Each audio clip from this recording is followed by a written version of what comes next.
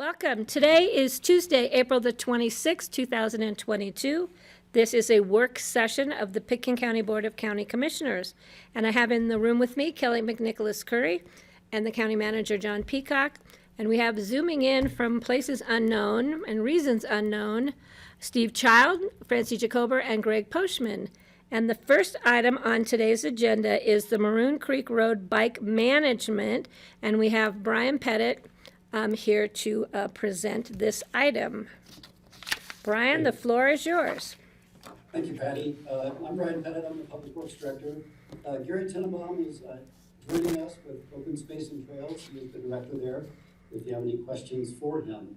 But this is really to update the board on our process in order to try to manage bicycle traffic on Maroon Creek Road. We last met with the board on January 18th, where we talked about the implementation of a reservation system for bicycles going up the road.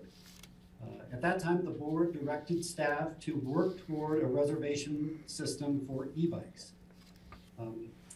We started walking down that road collectively with RAFTA, the Forest Service, Skiing Company, City of Aspen, ACRA, and Pitkin County to try to figure out how the reservation system would work for e-bikes. During that time, we had a lot of feedback from people up Castle Creek Road that were concerned the harder it is to bicycle up Maroon Creek Road, that it could put pressure on Castle Creek Road from a bicycle standpoint. We took that in consideration as we worked toward a reservation system.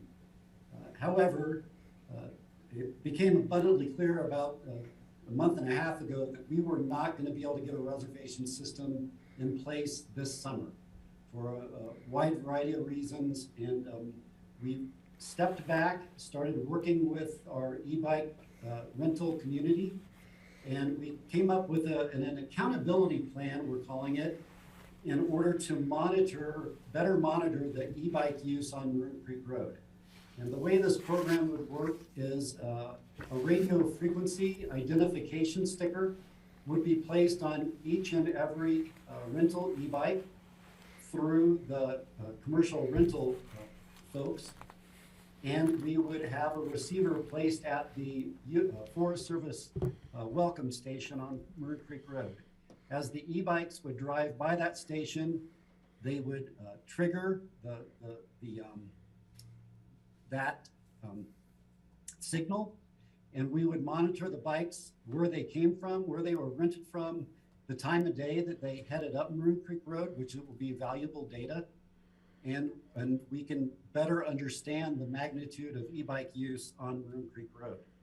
As part of that, our outreach to the commercial e-bike folks was to encourage them that all their rental folks would watch the How to E-Bike 1.5 minute video about basically road laws and road etiquette going up to the Maroon Bells. In addition to that, if we did see some trends with certain rental agencies for e-bikes that their renters were causing problems, not following etiquette on Maroon Creek Road, we could see those themes and be able to contact them to see if they were following safety procedures, if they were informing their renters appropriately or not. This has been fairly well received by the e-bike rental community. The cost of the program would be $5 per use, per basically registration by passing through the receiver station on Maroon Creek Road. And the rental folks said they would just pass that through to the renters, and that wouldn't be a problem for the most part. Initially, this is going to be a volunteer program, but I think we've been abundantly clear with the rental agencies that if it doesn't work and we don't see a correction in safety behavior, that a reservation system would closely follow on its heels. And we would be looking to put that into place in 2023. But if we see changes based on monitoring, basically, on Maroon Creek Road, we hope that this would solve the problem. We just don't know. This is just another layer of monitoring and another layer of accountability.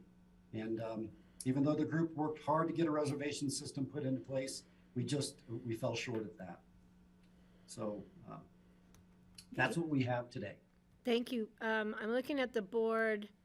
I don't see any questions right now. I'm going to have Gary. Gary, did you want to add anything?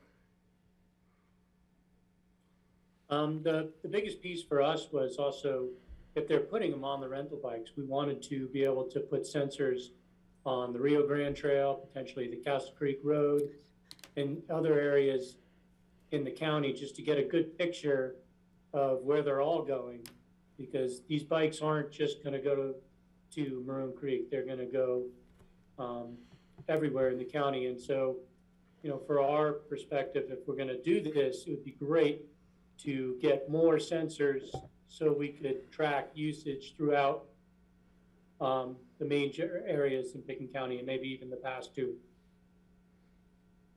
Okay, that was going to be my question, so Gary, thank you. But Kelly has a question. Yeah, just wondering about this technology. Would you be able to track speed, or can the sensor be tied back to a rental? Yeah, and speeds cannot be monitored, but we will be able to know where the bike was rented from. So we'll know the time of day that it passes through the sensor, the rental agency, and it will be linked to that bike as well. So we'll know what bike it is. And then who's going to be doing the billing on that? Yeah, so it would be through our service provider, H2O, and the rental agencies will be charging the folks renting the bikes for the program. Right. So we would, at a period of like every 2 weeks or something, or every week, depending upon how, they'd go through and say, okay, X amount of these tags came through the bells, so that, you know, company A gets billed for X amount of dollars. So, okay, Exactly. So that system itself is not too complicated. Okay, thank you. And I see Steve has his hand up. Steve, go ahead, please. Greg first. Greg, too. Sorry, Greg. Okay, thanks. I think this sounds good. If you're getting, positive response from the rental agencies, it sounds like, maybe you are, maybe you aren't. I can't tell here. My question is, how do we move this to all bikes? Because e-bikes aren't the only problem.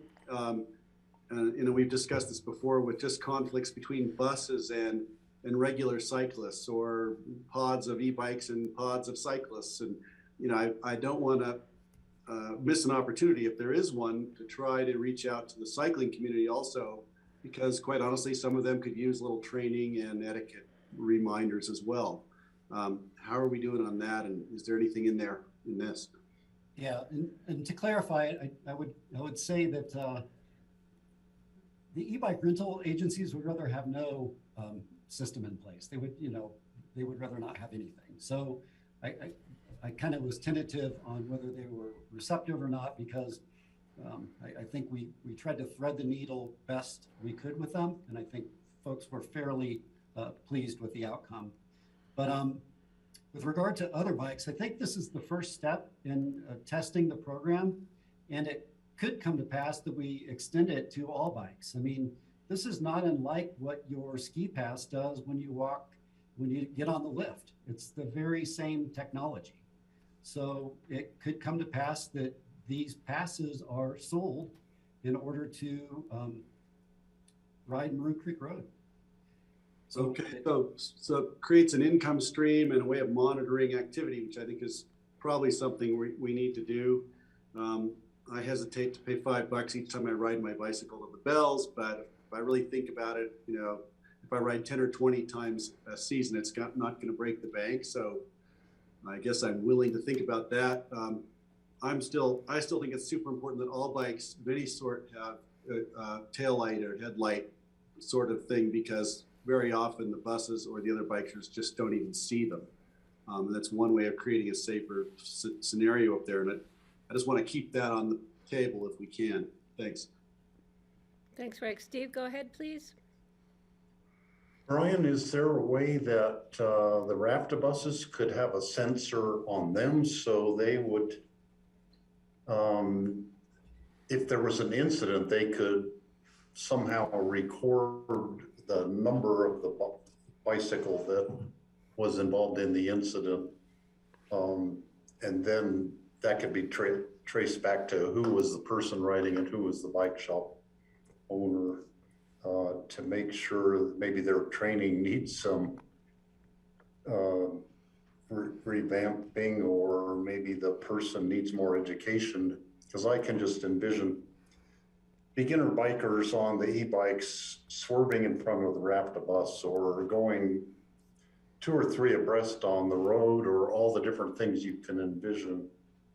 And if the rafta buses are going to be the ones probably seeing them more, and being able to somehow record that would be a good thing if we could do that. And I don't have an answer to your question, but I'll find out, Steve. I'll get the Great, answer. thanks. Kelly, did you have any?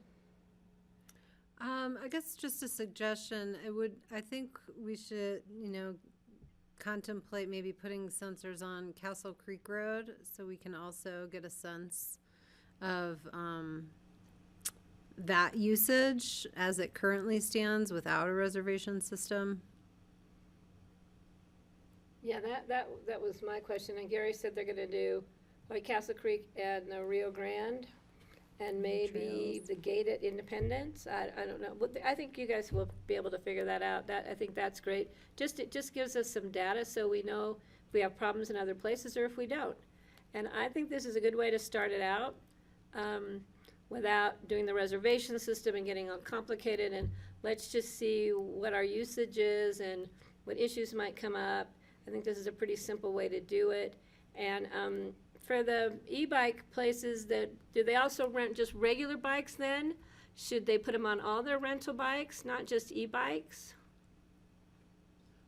It's a good question, and we could expand it. Yeah, I think we were really targeting e-bikes. I think that's the predominance of rental bikes that are going up Maroon Creek Road, but we can have that conversation, Patty. I Yeah. think it's a good one. to you have. know, I think this is just, I think it's a way to ease into a program, and we may not need to go further, or we may, so I think this is a good trial period for us to do that.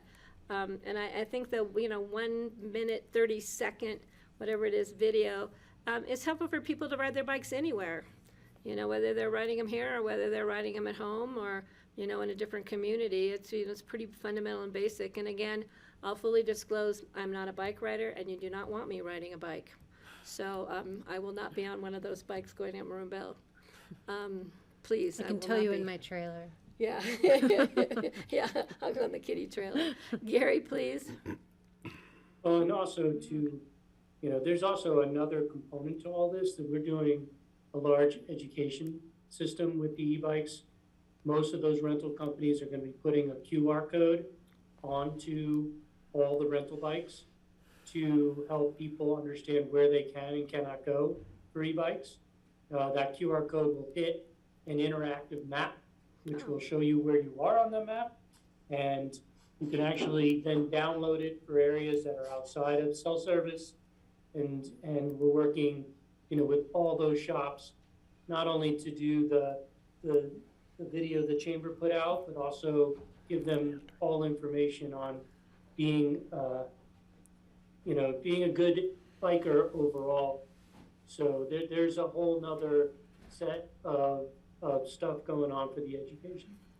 Great. Thank you. Greg, Greg had his hand up again. Sorry, Brian. Yeah, just wanted to know, technically, Gary or Brian, you guys would probably know, how hard would it be to monitor speeds? I'm thinking of places where Rio Grande Trail, for instance, where a lot of pedestrians and bikes interact. Is speed monitoring even a difficult thing? Would it be part of this or not? I think the way we can monitor speeds is through our road counting that's going to be going on the road as well. So I'll verify that we can get bike speeds on that. I'm pretty sure we can. Yeah, So I think you it can may be a too. different system than the RFID.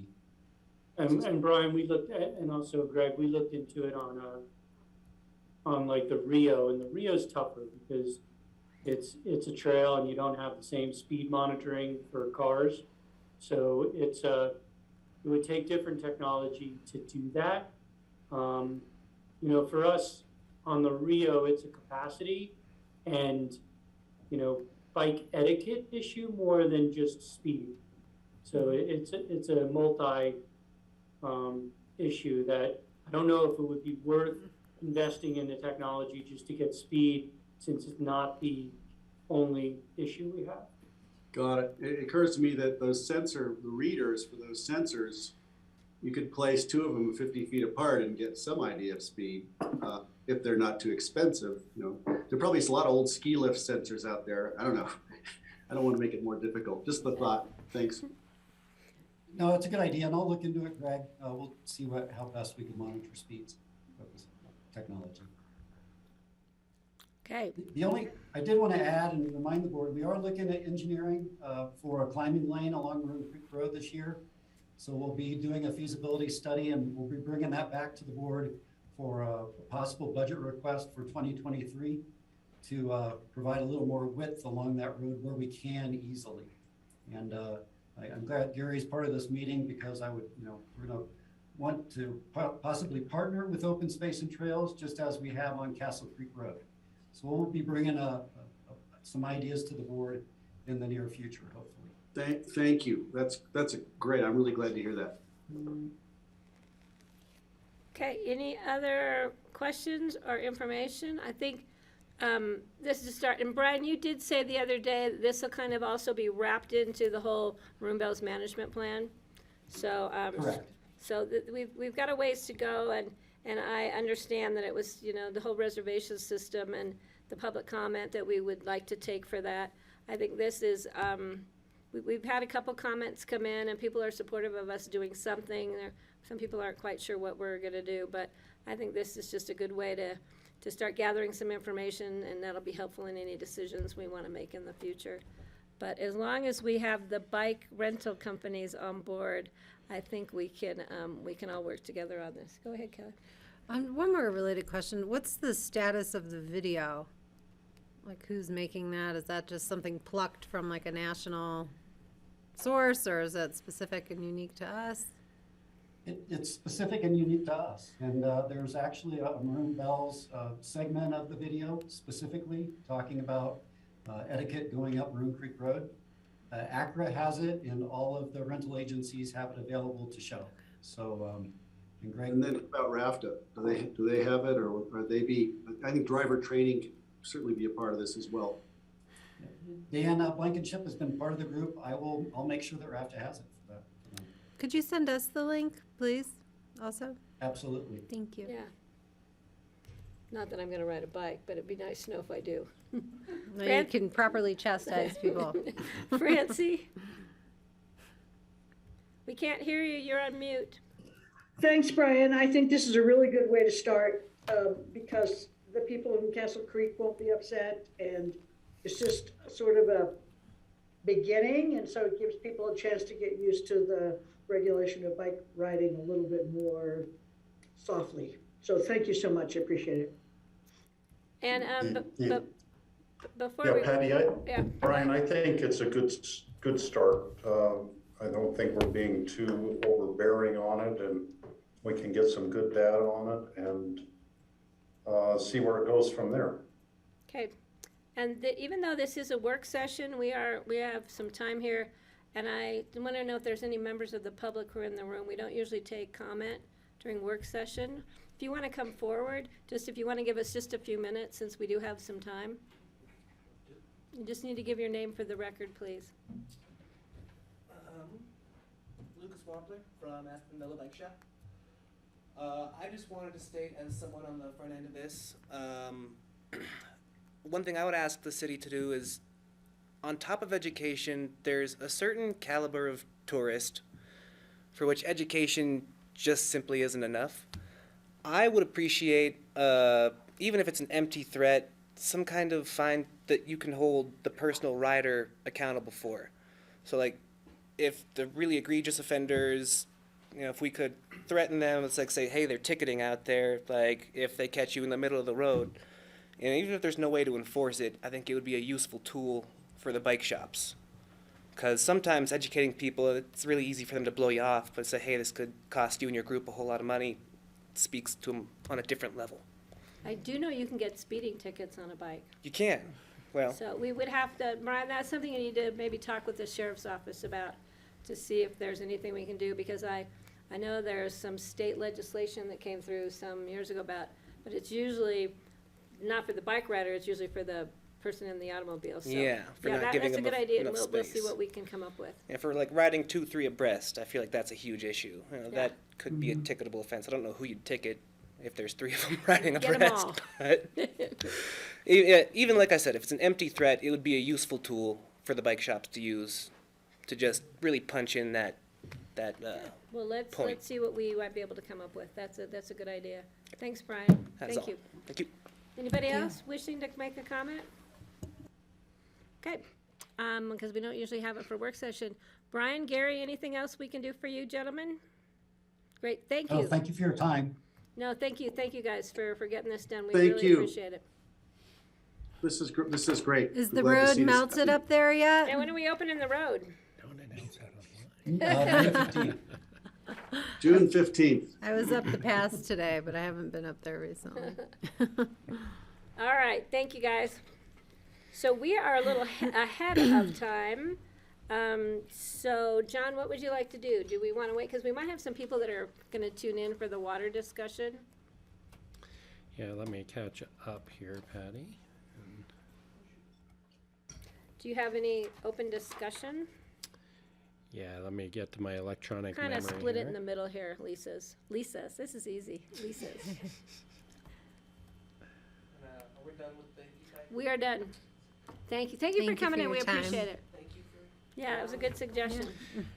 You know, the one item we did have was Suzanne Wolf was going to attend Okay. open discussion to talk about the May 11th agenda and Okay. what we could and could not move.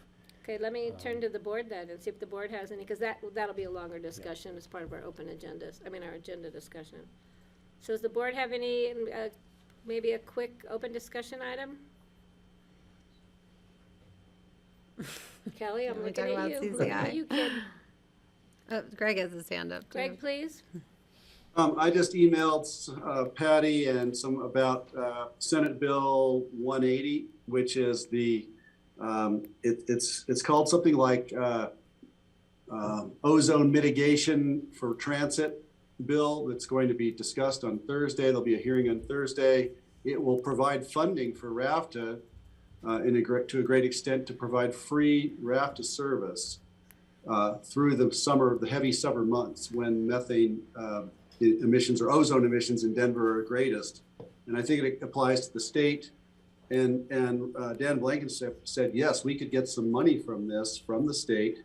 And it could help create free bus service this summer, which could get more people on RAFTA buses for commuting up Valley. The challenge then, which is a separate issue, is getting enough drivers to handle the extra buses. They're still doing everything they can to recruit drivers for RAFTA. And so maybe there's something we can do to encourage or inspire people to get involved there. But it's possible we could have a free RAFTA system this summer. I would recommend, and RAFTA would recommend, that we testify in favor of this Senate bill. And I've sent the information to John, to Patty, and to others involved at CORE and at CC4CA, because CC4CA advocates for it as well, as a climate measure as well. So just wanted to bring you up to speed on that. And if we wanted to testify, it'd be Thursday afternoon around 1:30, and I can forward the info to anybody who's interested. Great, thanks, Greg. Thank you. Speaking of bills, I have one. I have no idea what the number is. I've heard the ads on the radio a couple of times now. It's the bill where non-medical providers, non-MDs, ophthalmologists, if you're not an ophthalmologist, probably an optometrist, you'll be able to perform surgery just like a physician would who's gone through specific medical surgical training. I worked for an ophthalmologist for years before I went to nursing school. And they're apparently, most people don't even know about the bill. I have not ever heard about it. So by the time I get it all figured out and have a chance to look it up, this session will probably be over. Because have you guys heard anything about it at all? Nope. Okay. I'll see if I can do a little more homework. for I tomorrow. would Okay, I would just caution that sometimes in like the abortion conversation sphere, that there are, efforts to put additional restrictions on types of procedures that can be provided in abortion clinics to shut them down. So I just would caution if that is a related effort in a opaquely worded way. I don't know that to be the Yeah, case, well, but like if you that's look to an other interesting, states, yeah. that these are approaches that are taken to limit access to. This would actually provide more Abortions. access to surgical eye procedures done by non-surgeons. So specific to eyes. Yes, specific to eyes. Got it. Yeah, The eyes have it in this case. got it. So I will see if I can't do a little more research on it, and maybe bring it back tomorrow, but I just was wondering, I thought it was Patty, pretty interesting. I have another one, but I can wait for Francie or Steve. Okay. Can I comment on Greg's real fast? So Yeah. Greg, I'll just note CCAT has taken a position of support on Senate Bill 180. And they have a transportation committee that generally testifies on these things, but I don't know that for sure for Thursday. I can Okay. find out. So, Steve, I don't know, I think Francie might have had her hand up first, but somehow Yeah, she, I have another topic, and Francie might want to comment on the current one. No, I have another topic as well. Go ahead, Steve, you were ahead of me. Okay, there is this bill that Governor Polis just signed. It's the free preschool by 2023. I'm wondering how this is going to impact us locally if we have, we're struggling to find places, we're struggling to find people to run the daycare centers that we already have, and I think they would qualify as, well, the preschool thing is for 4-year-olds. And I am just wondering if we should do an analysis of this and see how this new bill is going to potentially impact us here in the valley. I mean, it could give us a pot of money to get some programs running in places, but if we are struggling to get places staffed and programs going, I don't know what any money could do for us. So it's a topic for the next year's discussion, I think, and I don't know the answers right now. Kelly, do you know more about it?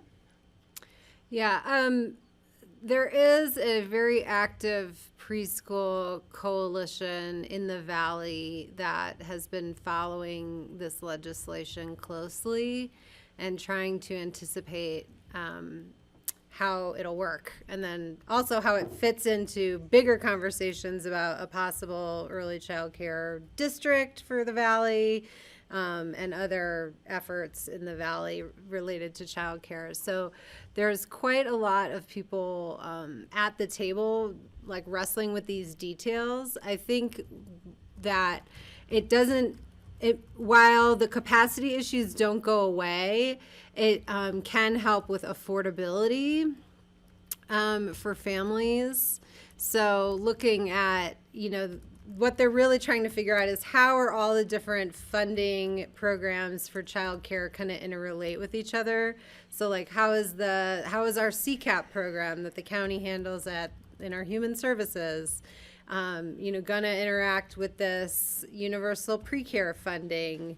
And so, they're trying to work that out. I think some of the anticipation is that when you put all of those funding sources kind of together as a package, it creates more affordability for families, which answers part of the problem, right? But it doesn't do anything on the capacity side. So the capacity problem is going to persist regardless of the universal pre-K program. Is that helpful, Steve? Yeah, because it was my Yes, it is. understanding, it doesn't Thanks. mean you have to build new facilities to provide it. It's that the facilities that you have, in fact, now will be the first ones to move forward with it, with some funding, and then the program will grow as the years go on with other funding mechanisms. So, okay, Francie, and then Greg, we might have to cut it off, so you might have to wait for yours for later. But Francie, go ahead.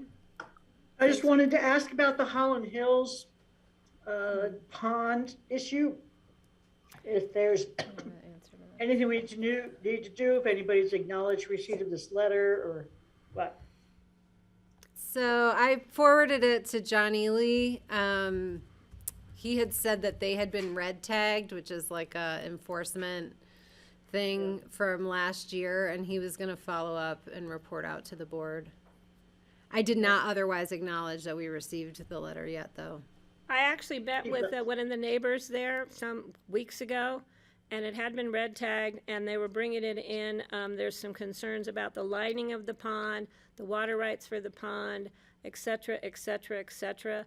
So it's in the process, and Leslie Lamont has been in touch with the neighbors.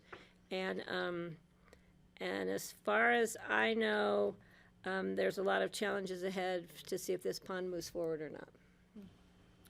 Okay, thanks, guys. Okay, all right. So, Greg, I'm putting you on hold. Don't Okay, you can forget. do that. You'll be first for the next round of open discussion. So I am going to bring forward Lisa. And Lisa, would you ladies both like to come forward?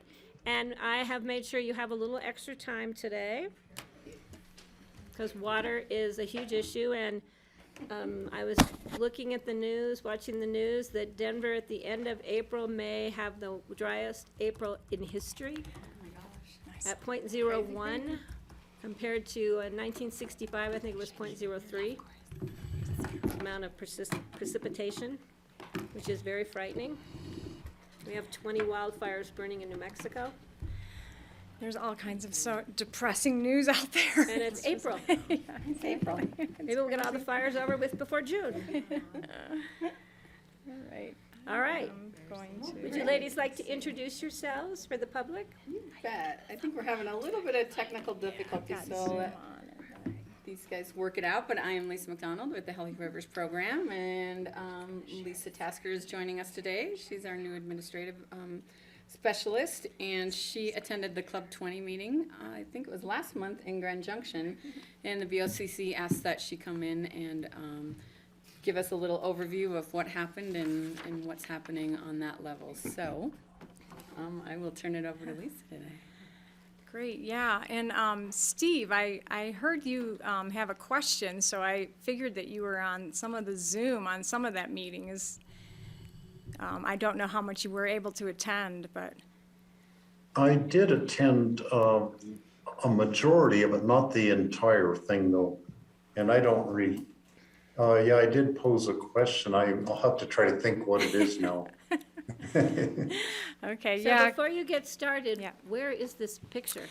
Yeah, so I thought that I would just share a few slides with everybody from my work that I did in past years, both on the Lake Christine fire vegetation mapping and also on the Grizzly Creek fire. So just to sort of get a little bit more of a positive side to fire, it's not all totally negative.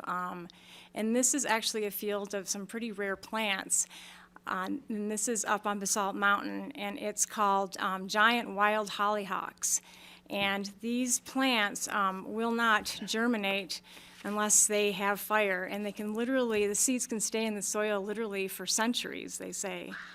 So it is kind of remarkable. So it's not, yeah, so luckily it's not all a bad story. And here again, this is just a little bit of a close-up. So this was just a remarkable moment among some of the other aspects of the fire. And so here again, this is it growing at the base of some dead trees, so you can just kind of see how extensive this is. And that's a close-up of it. That's amazing. It's really stunning. And actually, one of the best parts of the story from Lake Christine and from the Grizzly fires is the weed issues are actually not that bad, which is kind of remarkable. They're kind of, there are some issues in some typical places where like there's been some grazing and that kind of thing, but interestingly enough, in the first couple of years, there really hasn't been huge noxious weed issues, which is kind of a fun thing to report. So here again, this is all understory on the Lake Christine fire on Basalt Mountain, and this is all native vegetation that's coming in, and none of this has been seeded. This is all just natural revegetation. So Can you show us the first one again? It was so amazing. here's I want to screen grab it. okay, hold on If a you second. can. I'll go right back. Yeah, there you that go. one, Yeah. Yeah, and typically, so at the Colorado Natural Heritage Program, that's where you can find the rare plant inventories and a lot of the records. And typically when you look at these records for this Iliamna grandiflorus or Iliamna rivularis, which is, they think they might be synonyms, but anyway, that's the Latin name. They'll say, oh, we found 5 or 6 plants. So, and those are old records, before our era of a lot of wildfire, so.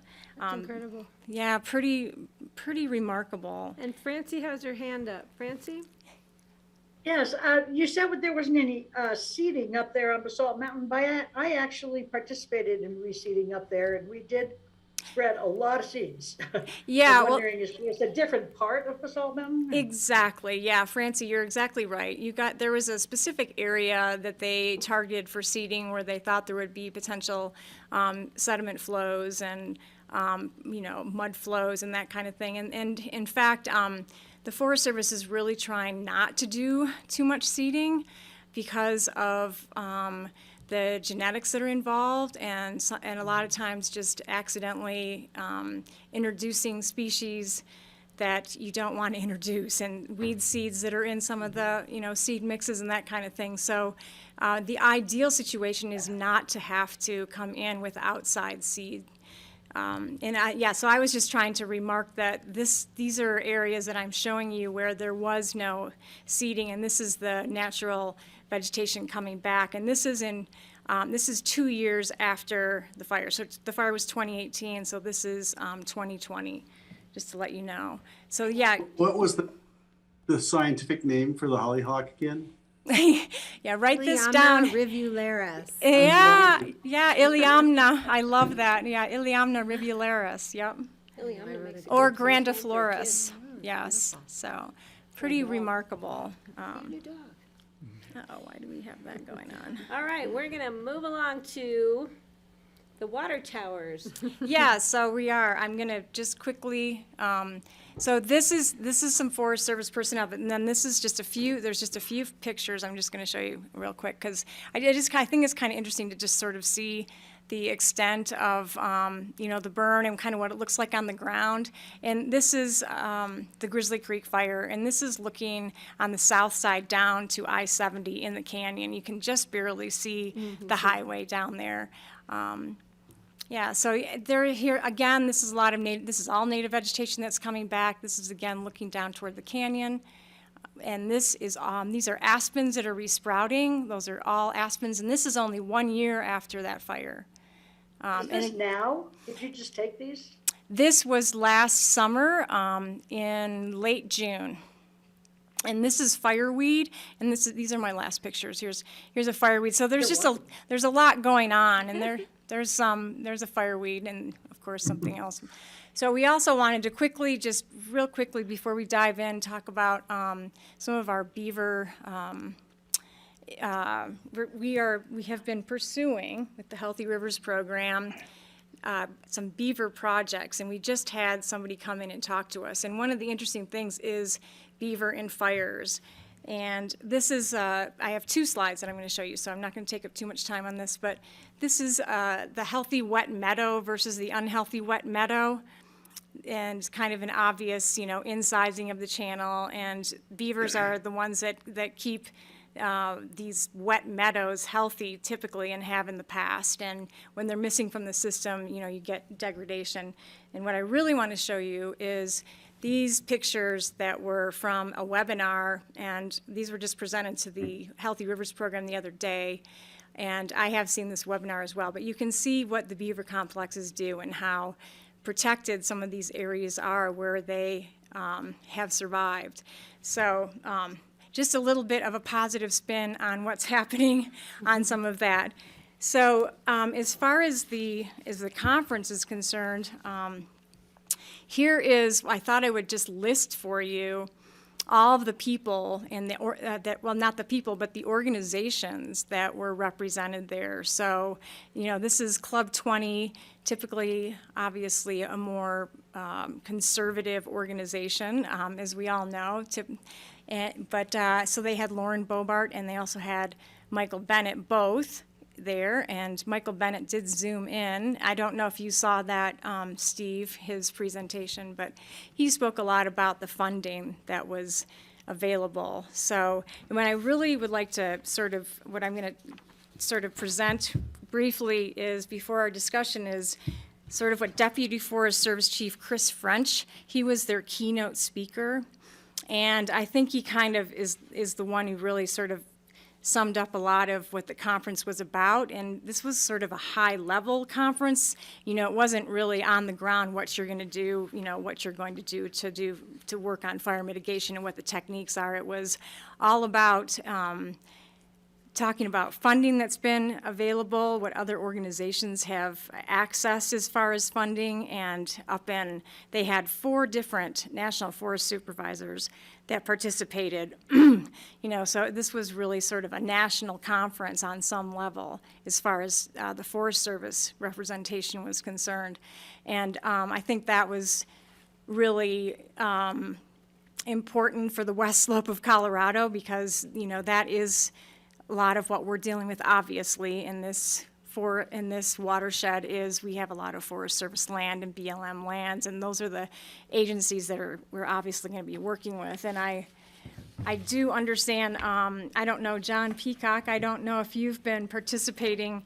Your name is on the list with the, so you're listed, but with the Amazing the things you do, Jen. it is the Roaring Fork Pre-Mitigation Fire Collaborative, or the Roaring Fork Wildfire Collaborative. I don't know what you guys have decided to call yourselves. Yeah, and Valerie McDonald has been doing most of our Yeah. work on that, but I have been involved on as needed.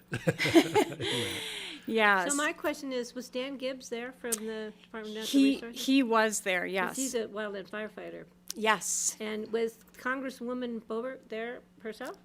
She was not there, but she was there, and she did speak, and I did hear her speak. Interesting. It was interesting. It was very interesting to have a juxtaposition of a number of people talking about climate change, and for her to come and show up and claim that she understands climate change. It happens every year with spring, summer, fall, and winter. So that was a very interesting. Seasonal change. Yeah, well, she didn't get that memo, but which was kind of remarkable. But so I think, you know, so Chris French, I would like to just share some of the things that he did. Were you able to see him, Steve? He was the keynote at the beginning. Well, I came partway through his talk is when I joined that morning. I think, you know, it's a high level sort of look at what's going on and across various jurisdictions. I mean, Denver Water had a watershed scientist there, you can see. They really did, you know, pick out people who have gotten some things done and gotten the funding, and, you know, we're able to sort of talk about that. But a lot of it was a little bit repetitive, I thought, but that's okay, because, I mean, everybody's dealing with the same issues, so you're just hearing about what their issues are over and over again. But so Chris French was talking about how nationally, 29% of the U.S. is covered in forests. 53% of our municipal drinking water originates in those forests. And so he calls out right away how there's a need for an intermix of private-public partnerships, that is absolutely key to everything. And he talks about 14% of that municipal water out of that 53% coming off the forest comes from the national forests. So that water serves 60 million people. So basically, the national forests are serving 60 million people their municipal water. So and they're talking about the threats on the West Slope are the highest on the radar for the United States Forest Service right now, period, which is very interesting. Everyone is experiencing the increase in catastrophic wildfires as this is happening throughout the West. And the effects of climate change, whether it's wide-scale drought or hotter, longer fire seasons, combined with the exclusion of fire from our systems that we've always been so wedded to, means, you know, we're obviously seeing fires at levels, scopes, and impacts that have never been seen before. So a lot of this conference was going over that, was, you know, talking about that this is where we are. And he says this is a crisis. So, and it's always interesting how we as human beings can can make decisions when we're in crisis mode. We have to kind of, I think, back out of that and try and regroup so that we don't make decisions in crisis mode. And I think that's what the Roaring Fork Mitigation Fire Collaborative is really trying to do, is to get out of crisis mode and start planning. So, so some of the effects to our watersheds have obviously been shocking across the country. So that's obviously driving the Forest Service. Water source protection was heavily covered in the infrastructure bill, and the Forest Service received what he called a significant down payment to increase the work they're doing across their landscapes. This was given to Forest Service supervisors, and it gave them the ability to increase capacity and hire more people and leverage their partners, which are often communities. So they are hiring people, and they have some money. So right now they're trying to identify high priority landscapes, quote unquote, that will need to be treated. And that is the lingo that you do here, is everyone talks about treatments. And, you know, that can range from logging, which no one wants to use that word anymore. That's a word that no one uses, to mastication and some other different kinds of techniques. So he said that he believes that 10 to 20% of the landscapes are driving 80 to 90% of the risk to communities. So those are the areas that they're focusing on, are those 10 to 20%. And he says there are two areas that they're definitely focused on, which is source water protection and obviously people and structures. So he also mentioned that they have the intention, the Forest Service, to help, what he said, harden communities so they can live with potential fire threats in addition to addressing protecting source water areas. So that was kind of an interesting concept to me, and that was language I hadn't heard before. So, which I think is worth exploring, what that is, what's meant by hardening communities. They said they received enough funding to cover about 1/5 of what the Forest Service needs, but you know, at least they have gotten that, because they've gotten a lot more resources than they've had in years, he said. They're driving the funding again into the highest priority areas, and he said some people and scientists have said we are past a tipping point and that we cannot really affect big change, but that he would like to believe that that's wrong. He wants to make a difference one community at a time, and I think that's relevant for us to hear, because he wants to work on partnerships. And of interest was Chris Treese was there, and he asked a question. Many of you are familiar with him when he was with the River District. He's now retired, but on the Club 20 board at this time. He said, "What advice do you have to get our watersheds on the USDA priority list?" And he said, "Work with your local forest to make certain the threats to your watershed are clearly defined. In other words, be project ready." So I think that is a good goal. He also said the biggest question that he sort of left with was, how do we protect communities in a meaningful way? And that's kind of the crux of the problem is, I think this Roaring Fork Wildfire Mitigation Collaborative, I can't quite remember what it's called. I believe that, you know, I think that is really going to be a key in sort of getting some of these things dialed down. And I know they're in the beginning stages, and Lisa and I are going to also participate, because they all also have talked about in many of these talks that they're no longer really talking about fire mitigation, they're talking about watershed protection. They're sort of coming at it from that angle instead of coming at it from sort of a fire mitigation point of view, which is fairly interesting. And so I think the other last thing I wanted to mention is they did talk about $88 million has been made available for wildfire and post-fire recovery efforts by our Colorado State Legislature in 2021. And I don't know if the BOCC is, you know, paid attention to that, but that some of that money is definitely going to be going, you know, over to the Grizzly Creek fire. But anyway, So I'm not sure what else you would like to focus on besides that, but I do also wanted to mention that we had a woman, Natalie Collard, that came to us for funding, and I don't know if you remember her. She was with Right Water Engineering. I've actually brought a copy of her draft, because it's not, supposedly was not up for public consumption yet, but she has been heavily involved, it turns out, at the state level and with CWCB and others in the Colorado State Forest Service in trying to figure out best management practices, not only for, forest health and for watershed protection and post-fire mitigation. She's definitely been heavily involved in a lot of that.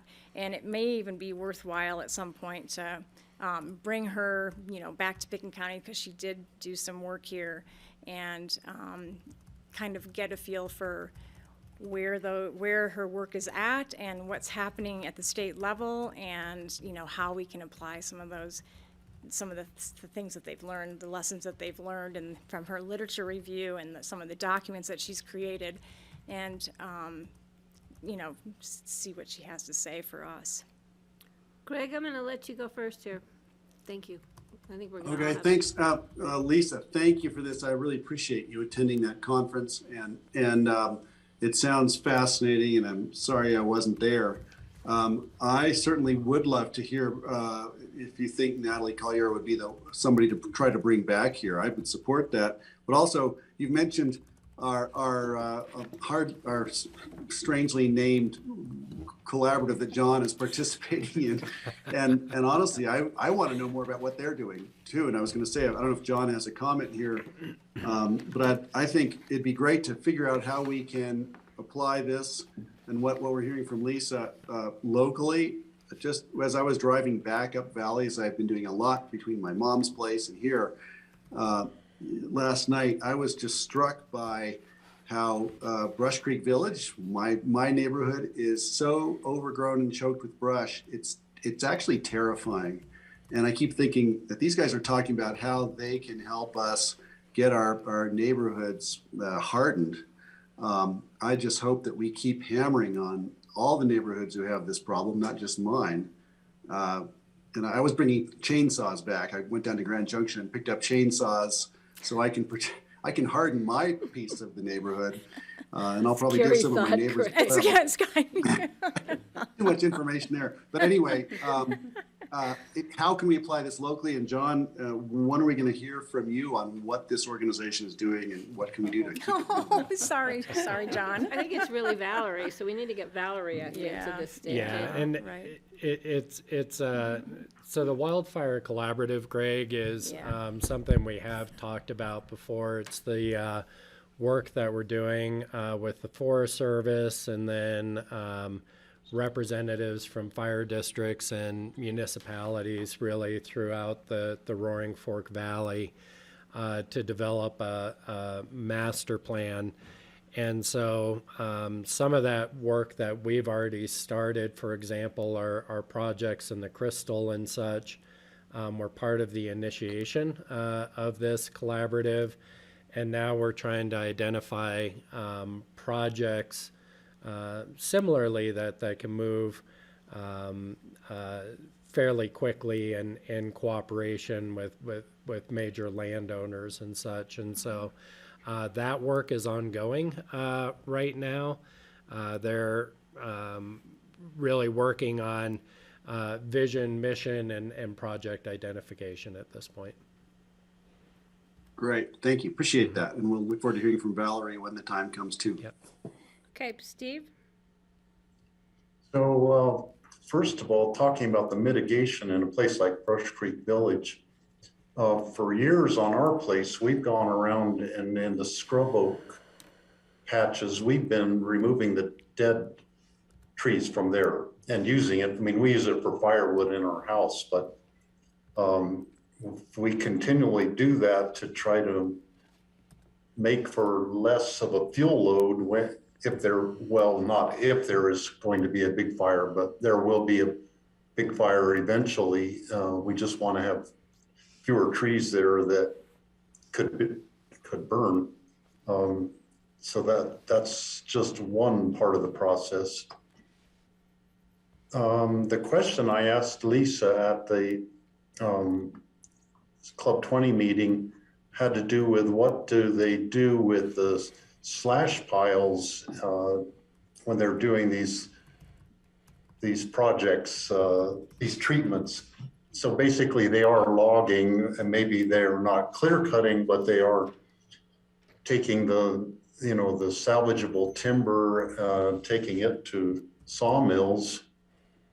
And I think this one was the sawmill in Montrose was where they were hauling it to. So I asked him, what were they doing with the slash piles? Are they mulching it? Are they hauling it to a waste to energy kind of a facility like the one that's over in Gypsum, or what? And I don't think the guy understood my question, but he said it all goes to the sawmill. Well, I know a sawmill doesn't want all the little tiny branches from slash, so I didn't really get the answer I expected from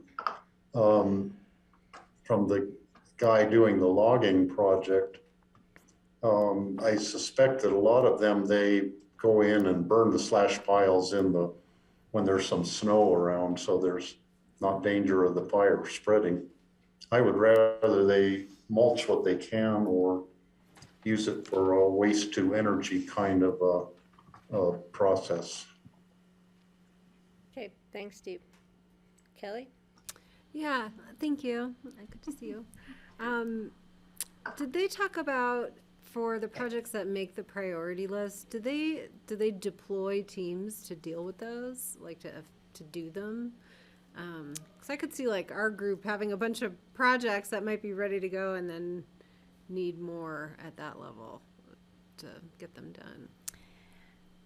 You know what, Kelly, I can't really answer that question. I don't know the answer to that. A lot of, like, even what Steve was talking about, a lot of this was not any discussion about on the ground, Not tactical, yeah. activities and technicalities. It was at a much higher level, people who are doing the funding and kind of running the show. But yes, I mean, and I have also heard in some other presentations that the forest supervisor was talking about 10 to 20% of the, areas are causing 80 to 90% of the problems as fires are concerned. But I've also heard other watersheds have been able to kind of get down to like a 4% number, and with greater expertise brought into the area to try and make some of these decisions on what potentially could need to be treated. So I think with, the expansion of knowledge, and the other thing is that's sort of what was missing, well, what needs to be in addition to a conference like this, I believe, is to have that more of that ecological focus and that hands-on understanding of, how do people on the ground go about thinking about this and making those decisions. I think that's of interest. And I'm not a forest ecologist. I've had enough forest ecology to probably be a little bit dangerous, but yeah. Anyway. I think that's kind of another piece of information. I think, especially at the county level, that would be really useful just for understanding, what tactics are going to be taken and what strategies are going to be employed to do this. But I was encouraged to hear at more of an ecologically oriented conference that they actually did get down to some finer scales and made some different decisions than what they had ultimately thought they were going to make. So that was a real positive. Got it. So I have a really basic question. What do they mean when they say water towers? Is that just like headwaters, or? That's what I'm assuming. Yeah, that's I'm what I with you, thought. Patty. I think, I'm like, it was interesting. Water tower, so is that where you Yeah. climb up and you put water in a tower and put out a fire with it? But, I Yeah. some years back, had a lot of experience with bark beetle going to Yeah. Washington, and the Yeah. big concern then was, protecting the infrastructure, which Lake Christine showed us we should have been doing, because we had that one electric line hanging there. Right. But there was a group that came in Lake Christine after the fire to protect our watershed, the frying pan. And there was a group of students from a university, I think in California, and they were doing a project there, which I thought was really interesting, and I can't remember, I'm sure that Valerie probably knows. I'd like to wonder where that went, because for me, one of the problems with doing mitigation in water drainages, it's steep generally, because that's why the water has carved its way through the Rocky Mountains. And it's really hard to mitigate in those areas because of the steep terrain. And then you have the environmental impacts of cutting roads and, you know, and it's a conundrum. It's really tough to do, very tough to do. And so for me, especially with the Grizzly fire, and we haven't seen what could happen if we have a significant runoff and what's going to happen to the water quality coming through that section of the Colorado River. And that water goes to a lot of users all the way, it used to go all the way to the Gulf of, the Sea of Cortez, as we know it barely gets there. So for me, it's a big issue of post-fire mitigation and looking at those opportunities and what we can do. And that's a huge part of this. I mean, mitigating before the fire, especially with your infrastructure, utility lines, and then afterwards, what do you do? Because that's when you're really at risk. And because we know the money is getting stretched very thin. So it's nice to hear that the feds are, you know, putting some money into the Forest Service because of the need to protect our waterways, and especially our water that services, you know, 60 million people. So I think this is interesting, but we need to bring the Wildfire group and Valerie into the discussion, because they're really not separate discussions. You know, wildfire season is here, and, you know, what are we gonna do? So, I think it's that number is low, too. 60 million? Yeah, because it doesn't, you know, you don't have like Forest Service land on the East Coast. Oh, yeah, for what? right? But forests are Yeah, are so it was strictly. contributing it was- towards Yeah. those Yeah. watersheds and the water that Yeah. the populations that. Well, I always serving tease my too. family in California, they better be nice to me, because they don't know what I might put in their water. I use different language than that, but I can't do it on public TV. But, yes, I think it's an interesting discussion.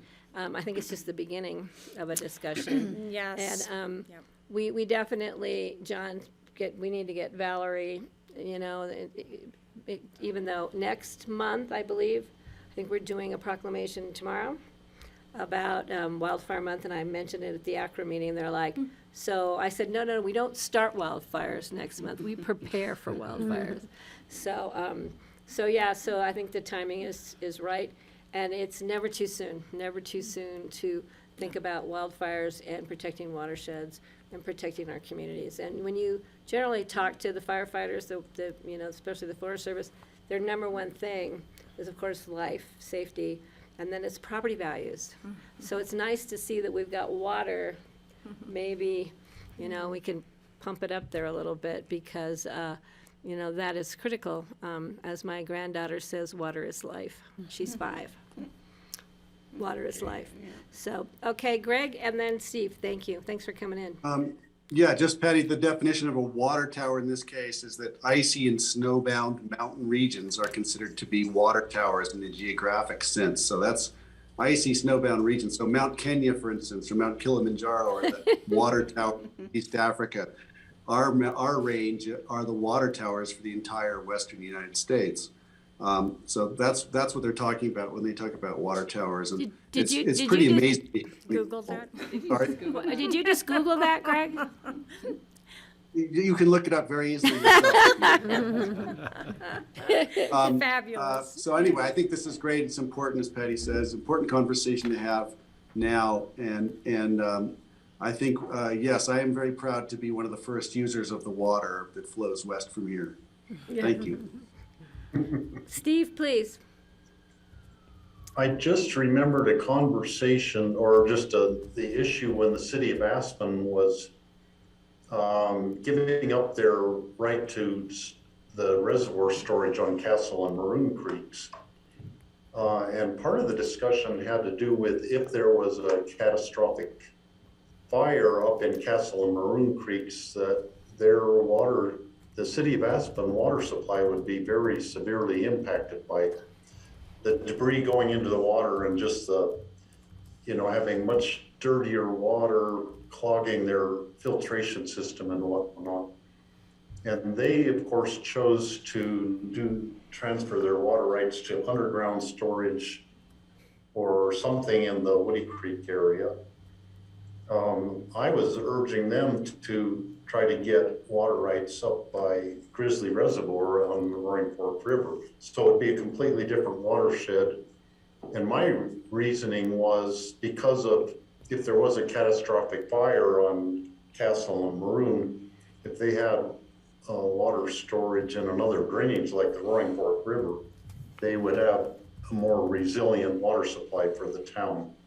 So they didn't follow that advice. They chose something else. But if they can do underground storage, maybe that would protect the water from the debris from a wildfire. Thanks, Steve. Craig, did you have something else? Hands up.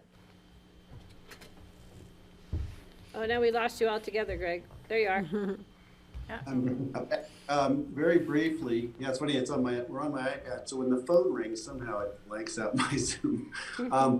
I was just gonna say, thank you, Lisa Alfer, for your brief conversation there about the beavers and how they're contributing to watershed health. And I really do wanna, follow up on this or pursue this, protect the beavers that are working in North Star in particular, who've done an amazing job. And I know people go in there that are eager to free up the river for paddleboarding or kayaking or whatever, and have actually pulled apart some of those beaver dams, which is illegal. And I know we're trying to find these guys because we have cameras up. And there are photographs of people doing it apparently from last year. But I really appreciate that because to see what a beaver can do to protect and preserve a watershed and create a storage system is part of the solution to these problems. And so thanks for bringing that to us. Thanks, Craig. All right, anything else from the board? That was great, those Yeah, photographs. those beaver photographs make me think of Janeway. Yeah, we'll have to have Crystal. But them the come back photographs for of further Lake discussion on the Christine. beavers, because it was amazing. It really was, so. Well, don't you remember when the Really beaver excited deceiver about that. guy was here and he showed us the whole thing that was up Brush Creek. Brush Creek? Yeah, Right. That was Right. really cool. Yep. yeah. So Yeah. it's a really very upbeat thing for us to focus on right now. And, having the beavers do a lot of work for us is kind of a remarkable concept. Oh, yeah. So, yeah, and it's definitely the latest rage, which is fine in the world of ecology right now, and we're climbing on board. We don't want to miss that. Well, and the really cool beavers up the pass are the ones right before Difficult Campground. Oh. They have done some amazing work up there. It's Yeah. really cool. That's Yeah, why you and have all part those of- ponds and all the moose down in those ponds. And part of what we're going to be up against is, and what I've heard from various people in the valley, is the beavers are moving in a little bit more. In fact, there's a concept that they're still recovering from being almost trapped to extinction for hats, for example. 150, 175 years ago, they're still in a recovery mode, and which is kind of remarkable to me, that concept. But I've lost my train of thought, that we're going to have to interact with landowners who don't understand, that they might be benefiting even on agricultural properties. And Steve, you're going to be key to this. And that that some of the threats that they perceive are maybe not threats, they might actually be benefits. And that's going to be an interesting thing to weave into our educational sort of response. And Right. I still want to know what happened to the beaver that was on that iceberg floating down the Roaring Fork River. I think about that little beaver all the time, and I'm wondering if he ever got home. that was a Did remarkable. beavers- About it not too long Do they ago. try to rework ditches? Is Oh, that what yeah. the concern is? Yeah, they'll go after flowing water just about anywhere, and that is the biggest issue. Yeah, they can plug irrigation ditches. That's why you have the beaver deceivers. Yeah, They have a system to yeah, Yeah. deceive the beavers so the beavers go to the right place to build their dams and not to the wrong place. right. Yeah, and as far as the forest stuff, I mean, I definitely know a little bit more than I'm sort of letting on to you because I've been planning colleges for decades, but yeah, I do think that the whole discussion and where we're headed right now and how we're gonna try and handle looking at our, very highly ignitable forests into the future and dealing with our infrastructure and people and, I don't know, nature, and it's gonna be a real challenge, but, yeah, I think it sounds like there's a lot of beginning steps, and we're gonna try and, go ahead and go to these meetings along with Valerie and pay attention Yeah. too, so, because it is a water issue as well. Keep us in the loop, and we love it when Valerie comes before us too. She's a wealth of information on wildfires and fires and what Yeah, I people are bet. doing and not doing. So, I yeah, we bet. appreciate it. All We right. did on part of Natalie's grant that we awarded her, I think it was in 2019 even, and she's been doing the post-fires. I don't know if the board will remember, she was, her home was in Paradise in the California fires, so she came and presented all of that. Yeah. But I think Lisa was at a riparian conference, I think, and was speaking with somebody who didn't know Lisa was with Picken County or Healthy Rivers or anything like that, and commented because he knew of Natalie's work and was just like, "Did you hear what Picken County did? And they supported Natalie's thing. Me goosebumps. They're awesome." So there's, Yeah. we're kind of out there, sometimes in the background, but Yeah. people know about us now, and they were amazed that we would support such a great Yeah, we had such study. foresight. yeah. Head of our time. Well, I as was always. gonna just email you guys, but I would pitch a possible idea for a celebration for Healthy Rivers since we missed our 10-year anniversary, Yeah. and maybe combine it with the Clean Water Act anniversary this year. Oh, wow. It's in the fall. And thank I God know we we still have the plenty Clean of Water events we're Act. all planning together, but Kelly, throw that out there. Kelly is a really good party planner, and I bet she makes a great Rice Krispie beaver. that was Dolly Parton cake mix, actually. I made a bunny for Halloween or That was for a very Easter cute that bunny. she's talking about. All right, ladies, thank you very much. We appreciate it. Thank Thank you so much. Welcome, Lisa. Lisa Tasker, welcome to the crew. I'm really glad. Yes.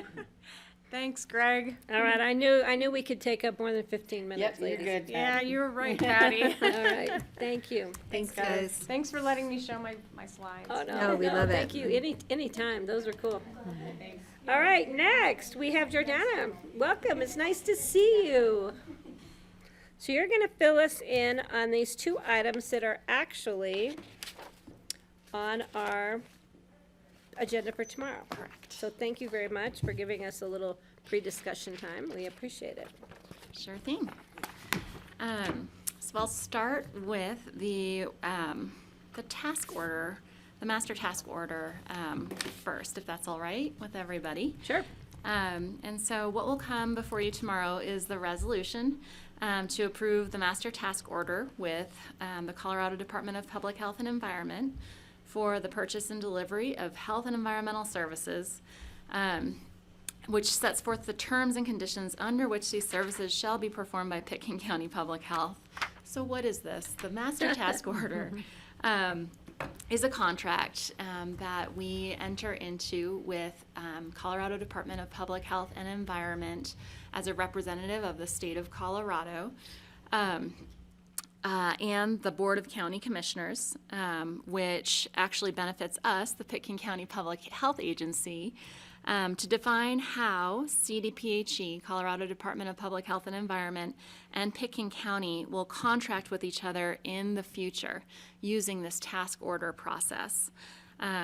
So the previous master contract was completed in 2017 when we established the Pickens County Public Health Department. And it is completed every 5 years. So it's due to be reexamined and entered into again.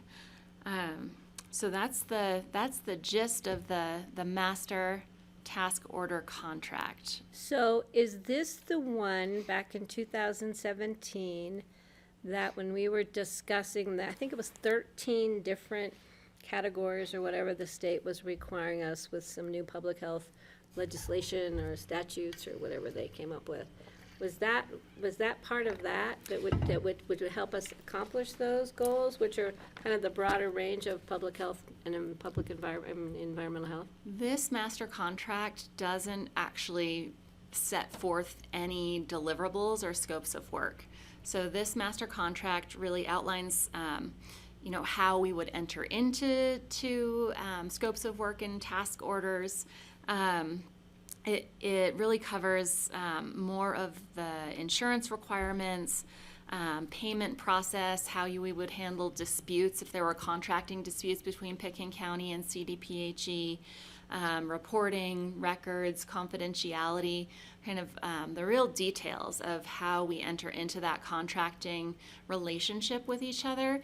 And then as will come before you, we'll have different different task orders that are executed under that master task order that will be specific to providing some of those core public health services, our STEP, State Tobacco Education and Prevention Program funding, some of the mental health PACT work that we do. So any kind of task order, purchase order that comes in down the line, kind of is couched under this umbrella of this master task order. I was gonna say, so it's the umbrella and then everything else falls in line underneath it. Okay. It's the blueprint and then we fill in the gaps. Okay, thanks. Anybody else have questions? Greg? Great, thanks, Jordana. I just wanted to throw in that my open discussion item is kind of tied to Jordana and public health and mental health and our conversation we had last week. If I can throw this in, because since we've got her here, maybe she could comment.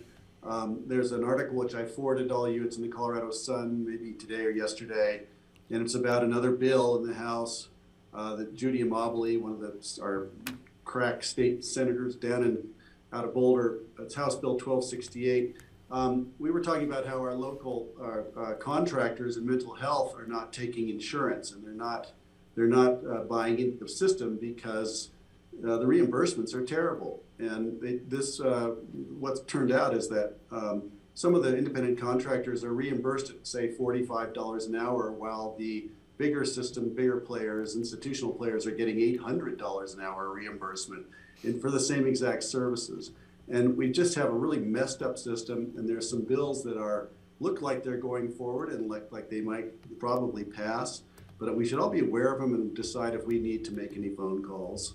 And I don't know if Jordana wants to weigh in. This is slightly separate from what we're doing tomorrow, but I can't help but bring it up because I made a comment last week, which I felt vulnerable making, that really we have an issue with insurance companies, but honestly the problem's bigger than that, and that we need to really fix the system. So this is about creating audits so we can really get a fair system, so our mental health contractors who are doing the work can actually use the insurance program to be reimbursed.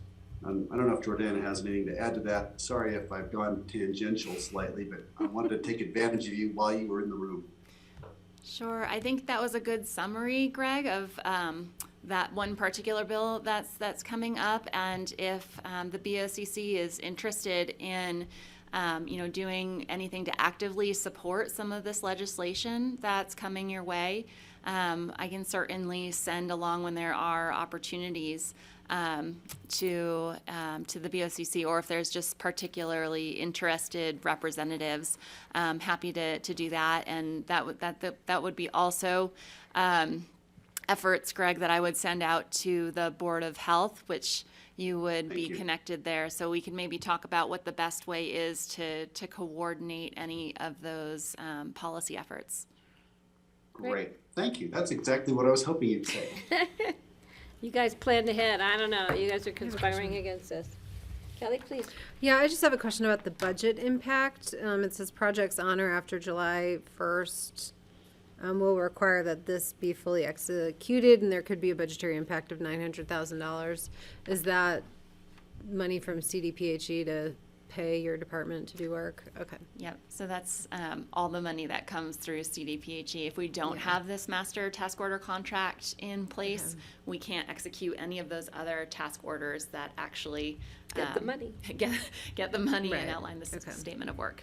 And are they, do you really negotiate on this master contract, or is this just applicable for all 60, however many public health departments around the state? That's a great question.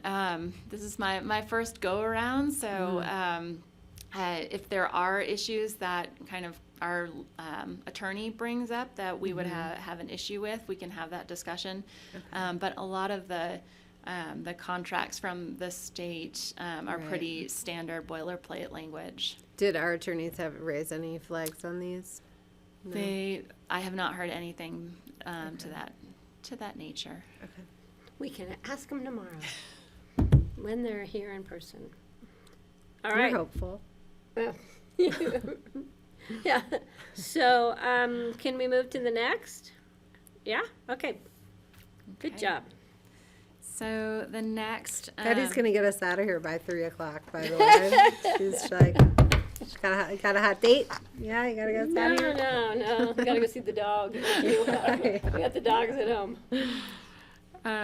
So the next resolution tomorrow will be for the BOCC to approve a purchase order agreement with the Colorado Department of Public Health and Environment to support public health through Colorado by creating a strong workforce, promoting collaborations and planning. And so we've been referring to this as the workforce grant.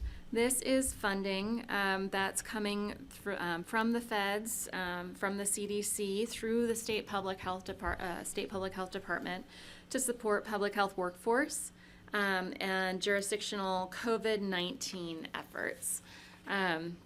So this funding is $141,473 that is being distributed to each different public health department within the state of Colorado.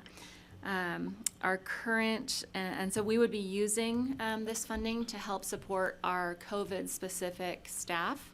Right now, the current funds that we anticipate receiving through our ELC, which is the Epidemiology and Laboratory Capacity for Infectious Diseases grant, as well as our COVID immunization grants, are able to support our current COVID staff through October of 2022. This workforce funding will allow us to support these staff for between 3.25 and 3.5 more months, bringing us through till January or February of 2023. So, that being said, we'll have the staff to help us continue to respond to COVID issues. We've been getting calls from people asking us about the testing programs, the free testing. So this is for the workforce. Does that by any chance free up other monies that might be available for, John knows it. I've been asking him about. Oh, go ahead. I'm determined to find ready you. to jump in there. I'm determined to find us some money somewhere to continue the testing, the free testing, but.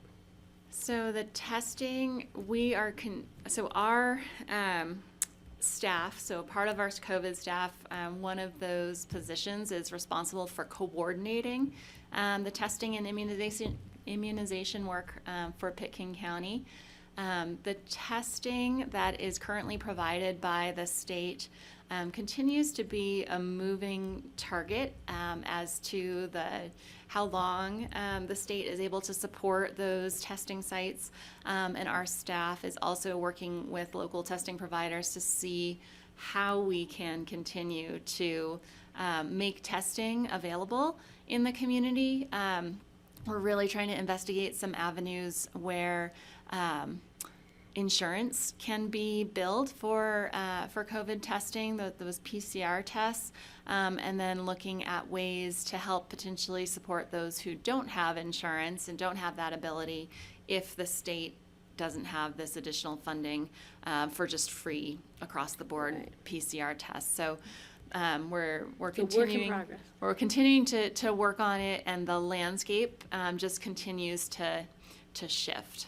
Well, and the folks that have been contacting me are seniors, so I would assume they're on Medicare, so that's another hurdle for them, but, and I keep telling them, we're working on it, and we're working on it, because as COVID has been from the very beginning, it's always a moving target, but that's something the county has not forgotten, so appreciate it.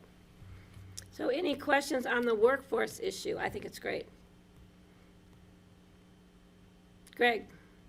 Nothing on workforce, thank you. I just have a tangential issue for Jordan. Not another one, you only get one a day, Greg. I'll give Oh, Greg the- mine. Oh, Kelly's gonna cede hers to you. You can't give Okay, away your well, 3 minutes. we're hearing an awful lot, Jordana, we're hearing an awful lot about the avian flu. And as I understand, the avian flu, this strain of it does not spread to humans. They don't think it does. But it is devastating to domestic fowl, or farm, farm chickens, things like that. And wild birds are spreading it. But they're saying it spreads just like a human flu would. And they're advising that if you're going to walk around outside and then go anywhere near domestic fowl, you actually should wear protective covering. Does public health track this? Is there anything that you can share with us? Do people need to know? If you're walking on a golf course covered with goose poop, there's a good chance you're spreading avian flu. Seriously, and I don't know enough about it. I'm just wondering if that's something that falls under the purview of public health. Thankfully, it doesn't spread to humans, but if it did, we'd have a different situation. So I just want to know if you have anything to add to that. Greg, I think that the most recent update that just went out, I think it went out as kind of a county Yesterday, I think. information Yesterday. push. Was the best comprehensive update on that in terms of. I think your point about those who should really be learning more about it are those who do own either backyard fowl flocks or if it's in a more commercial area. There's been a lot of outreach to that industry about the things that you should consider. And then there are some requirements by the state based on where there have been outbreaks. There are a whole bunch of different kind of isolation protocols that get put into place for fowl. So those recommendations depend on the outbreaks that have been determined around them. But if this is of interest to the board, I'd be happy to put something together and bring it back.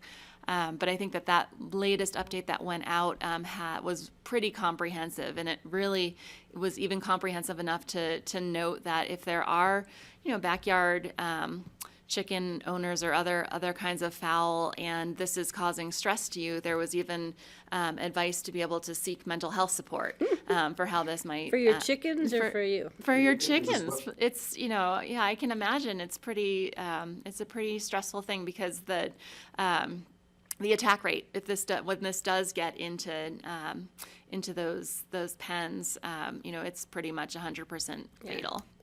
Francie, I think Francie has some more knowledge here. I was going to speak to this. There have been suicides in Wyoming about people who have lost their turkey flocks, so it is a big deal in terms of mental health. So, also, we are out of quarantine over here in the Crystal, so we've made it through our 2-week.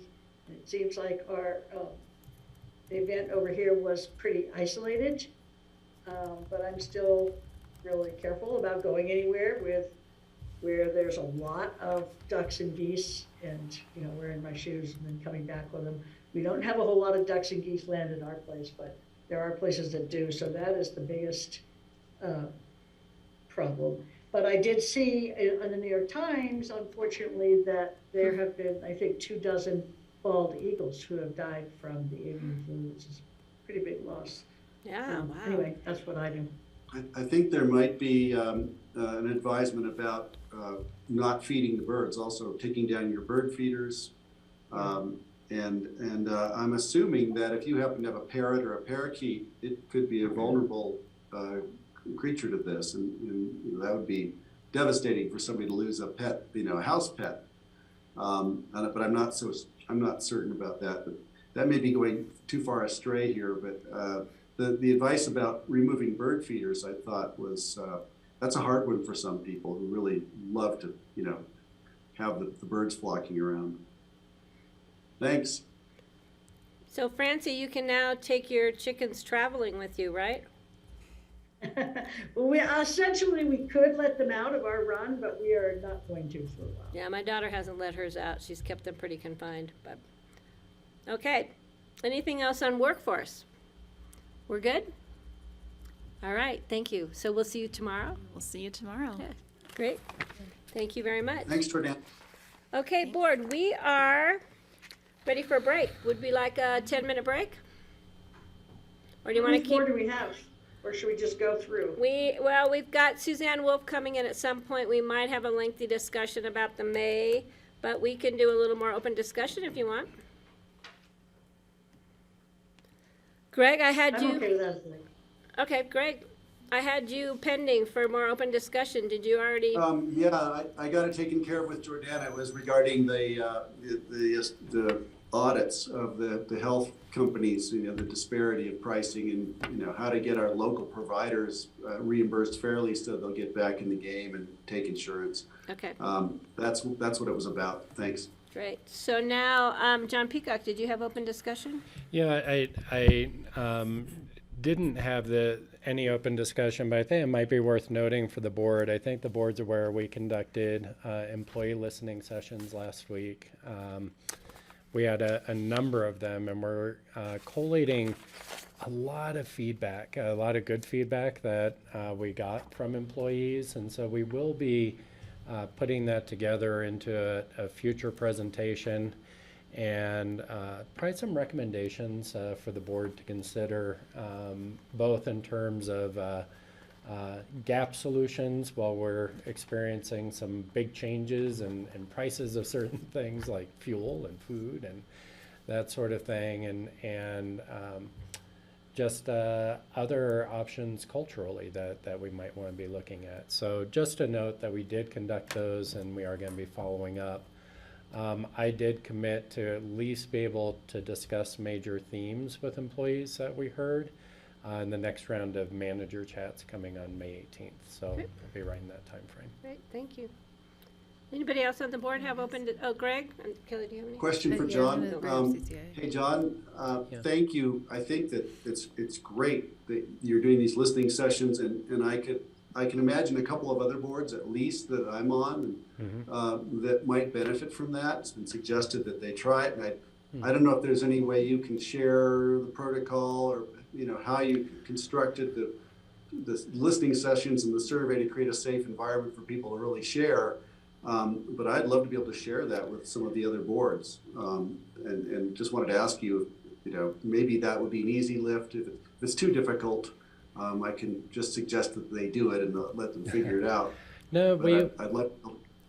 we definitely put some materials together that we could share out with you, Greg, and then we'd be happy to chat. I think it was kind of the conversation in terms of how we tried to tee up the sessions that may be useful too. But no, we're happy to share what we did. It was not a really complex process, but it was a well thought about process, if that makes sense.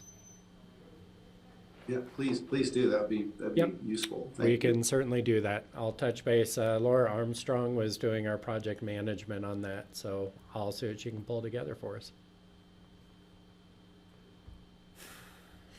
All right, Patty stepped out to use the restroom. I'll take this opportunity. I just wanted to bring up for the board some concerns that I am having as a member of CCI that I wanted to bring to all of your attention. And I am personally at a point where I think I'm going to withdraw my own involvement with CCI. And I think it's serious enough to merit a board conversation. But there's been several instances as of late that I have just found kind of beyond the pale with CCI, and I'm going to describe those now. So what kind of tipped me over the edge was the announcement that CCI was hosting this press conference on collective bargaining outside of the governor's office last Friday. CCI has taken a position to oppose collective bargaining. I don't have a problem with that. However, all of the invited commissioners to this press conference, I think, are very much on the conservative membership of CCI. They did not go to the board of CCI to give a heads up about this event. They did not invite a, I think, broader swath of members of CCI that reflected the whole membership on this issue. And, you know, I feel like Pickens County could have been invited to say, listen, our board is neutral on this, but we have concerns, and here are our concerns while we still want to try and honor right to organize. We were not invited. I think more, you know, other counties which maybe share our political viewpoints on this issue were not invited. And I found that the efforts around this bill in particular have been very political and not very pragmatic. And I've heard they've thrown numbers around that rely on union examples based on California's laws or based on private industries unionizing, and do not reflect the language that was actually in the proposed Colorado bill. So it troubles me that this organization is taking this approach as opposed to, I think, a more practical approach to governing, even while the position is still opposed and will still always be opposed. So that really bothered me, because part of, I think, our reason in CCI is to help neutralize some of what can be a very conservative perspective.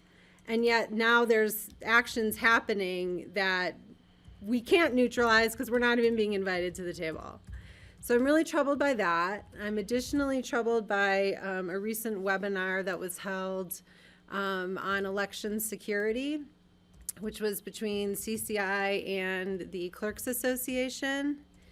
At the end of that, Tina Peters, who is the, you know, indicted clerk from Mesa County for felony election breaches, was given airtime and took latitudes to, you know, pitch her position, to use the forum for campaigning,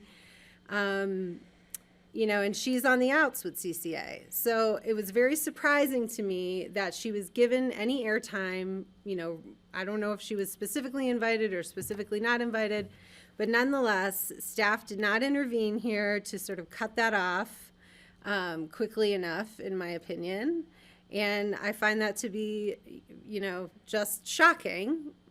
And then finally, I wanted to share my experience. And the first meeting I attended in person at CCI in 2 years, earlier this month, during a lull in the meeting while we were sort of waiting for agendas to cross over into the next steering committee, jokes of sexual assault and a really misogynist nature were exchanged openly in the whole boardroom.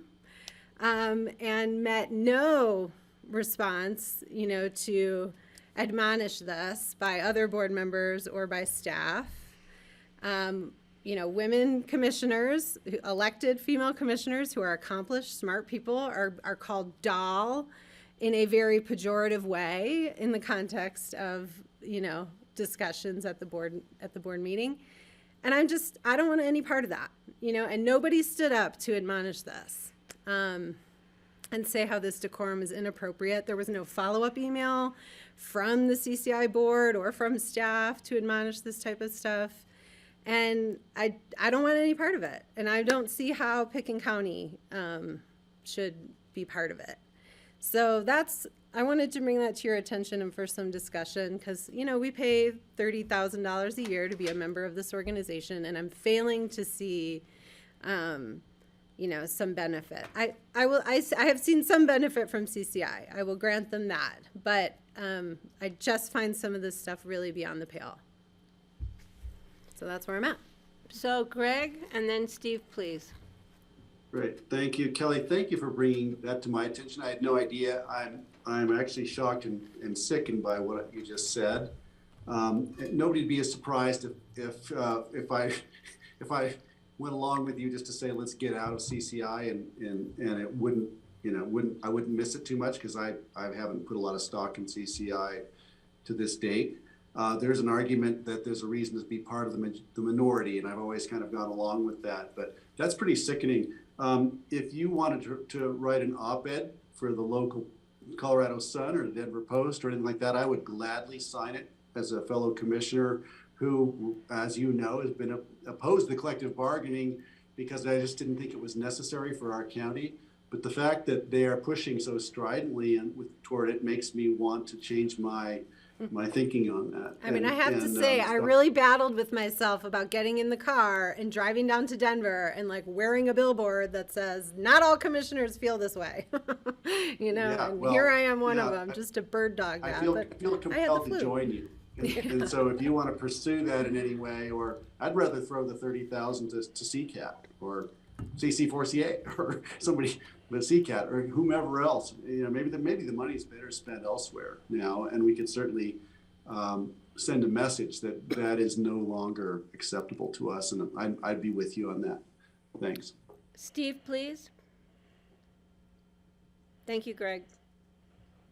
I think it would be appropriate in this case, Kelly, if we as a board wrote a letter to CCI, to John Swartout, and maybe to the CCI board of, the executive board of directors, outlining our serious concerns about what you just spoke about, and do that approach first to see how, I would see how they react to it. If they don't take our letter seriously, then, we've always been really close to walking from it, and just like Boulder County did.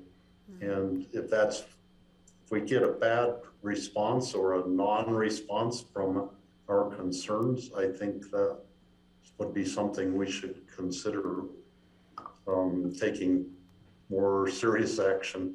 But I would give them a chance to respond to our concerns and see what they do with it. Thank you, Steve. Francie?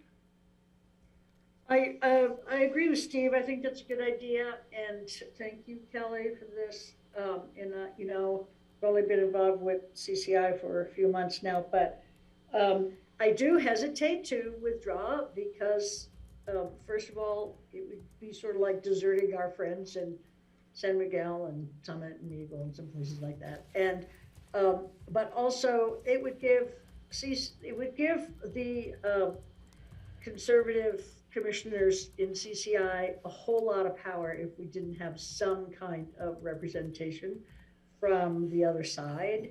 And then if the legislature looks to CCI and they don't see any contradictory positions, then I just hesitate to give them that much power. I don't know if it really would matter, but that would be my concern. Certainly is frustrating. Yeah, and I have 2 points. First one is, yes, I agree, we need to draft a letter. With my experience with Northwest COG, being on their being vice chair, I really think it should go out to the whole membership. I want to see how many other people have issues, and I don't want it just, it's just Pickens County. So that's a decision Kelly and Steve and Francie can probably decide. Everybody should be CC'd on this and see the point. The other thing is I think in the letter we should include, we are seriously considering our membership in the future. We've already paid our dues, but we're not getting the money back, right, John? I do not believe we will. Yeah. At this point, but. I don't know if we have paid our dues. Yeah, so I think we need to give them some time to straighten out their act. And I think it's just unacceptable when you have meetings and don't open it up to the entire, membership. And that's the same thing I feel about the letter. Well, our issue was, we're all members, we all pay a dues, we all need to be at the same table, even if, the table is not big enough for all of us. But everybody needs to be aware of what's going on. I think that's critical. But I think the letter should say that we're seriously considering our membership in 2023. Patty, if we can't get the money back, let's just raise hell until the money runs out. Well, Until the membership- you know what? Since I'm running unopposed, I'll take it on. Send me to Denver with Kelly. All right, Steve, please.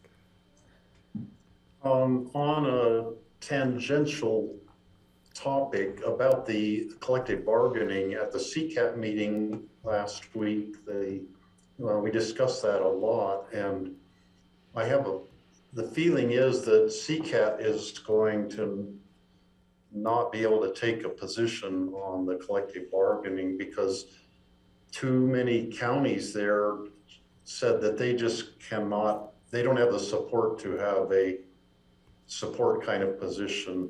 They just have to be neutral or be opposed to the collective bargaining thing at CCAT. And if there are two counties that can't support it, then it doesn't get supported by CCAT. So that's just a FYI, Kelly, that the collective bargaining is not going anywhere at CCAT either. There's pretty strong support for it, but not enough to have CCAT take a position because of the 2-county rule on that.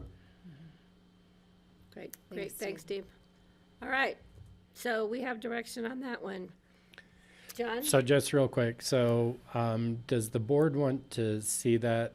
So I'm assuming staff should draft the letter, and Kelly, maybe we can get some more details. Does the board want to see that letter before it goes out, or am I preparing it like just the for board the to see chairs? it. I think You'd like we the should board to see see it, it. and Okay. I think we should all have our signatures on it, Okay, if Thank that's you. okay. yeah. All right, any other open discussion? I have had John notify Suzanne Wolf that we're ready anytime she's ready, but if we have no more open discussion, Oh, did you want to call the break? no? Yeah, if you want to take My 10 only minutes. open discussion was the last day of skiing was just so much fun. And there were so many people up there having a blast that I actually had to leave early for fear of being run over by somebody who was, too happy, with everything. I just wanted to say we had an incredible end to the ski season, and I think we're in recovery now. But I just want to report. Greg, if you'd been up there at the end of the day, you could have gotten a free bottle of wine.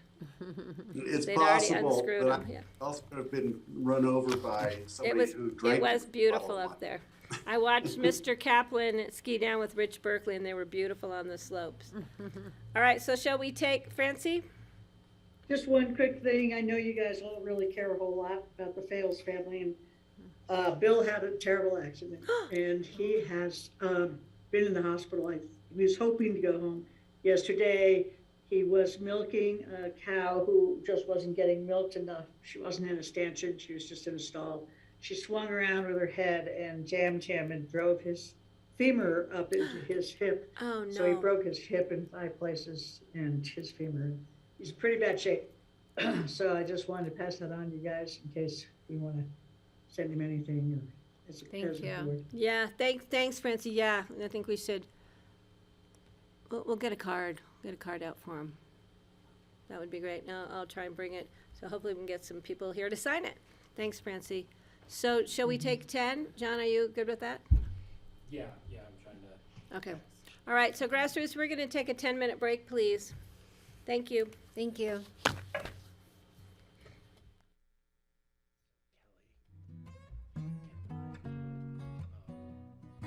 Okay, well, I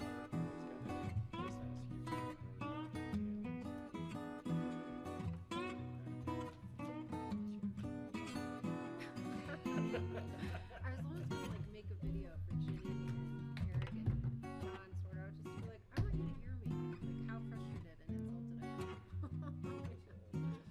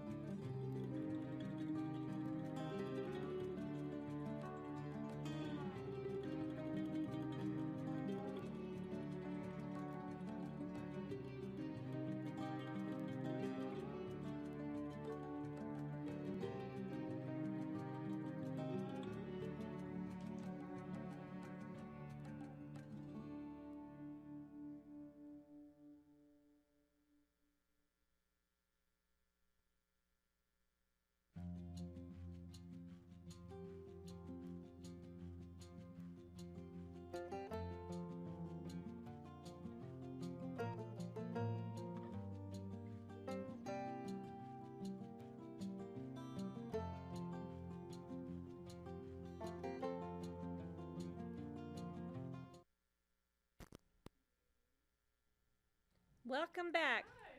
Oh, hi. We just went live. So today is Tuesday, April 26th. This is the Board of County Commissioners. This is our work session, and we are moving along in our agenda. And we have Suzanne Wolf here to talk about the agenda on May 11th. Just to give the boards a head up, we will be here from noon till noon the next day, the way the agenda is set up. So we're trying to see what Suzanne has to offer us. While I got the calendar in front of me. Okay, while she's gearing that up, I'm gonna also ask the board to be thinking about next Tuesday. We don't have anything on the agenda but open discussion and future agendas, so unless the board can come up with something like a site visit or a specific topic, we might be looking at canceling Tuesday's work session, right, John?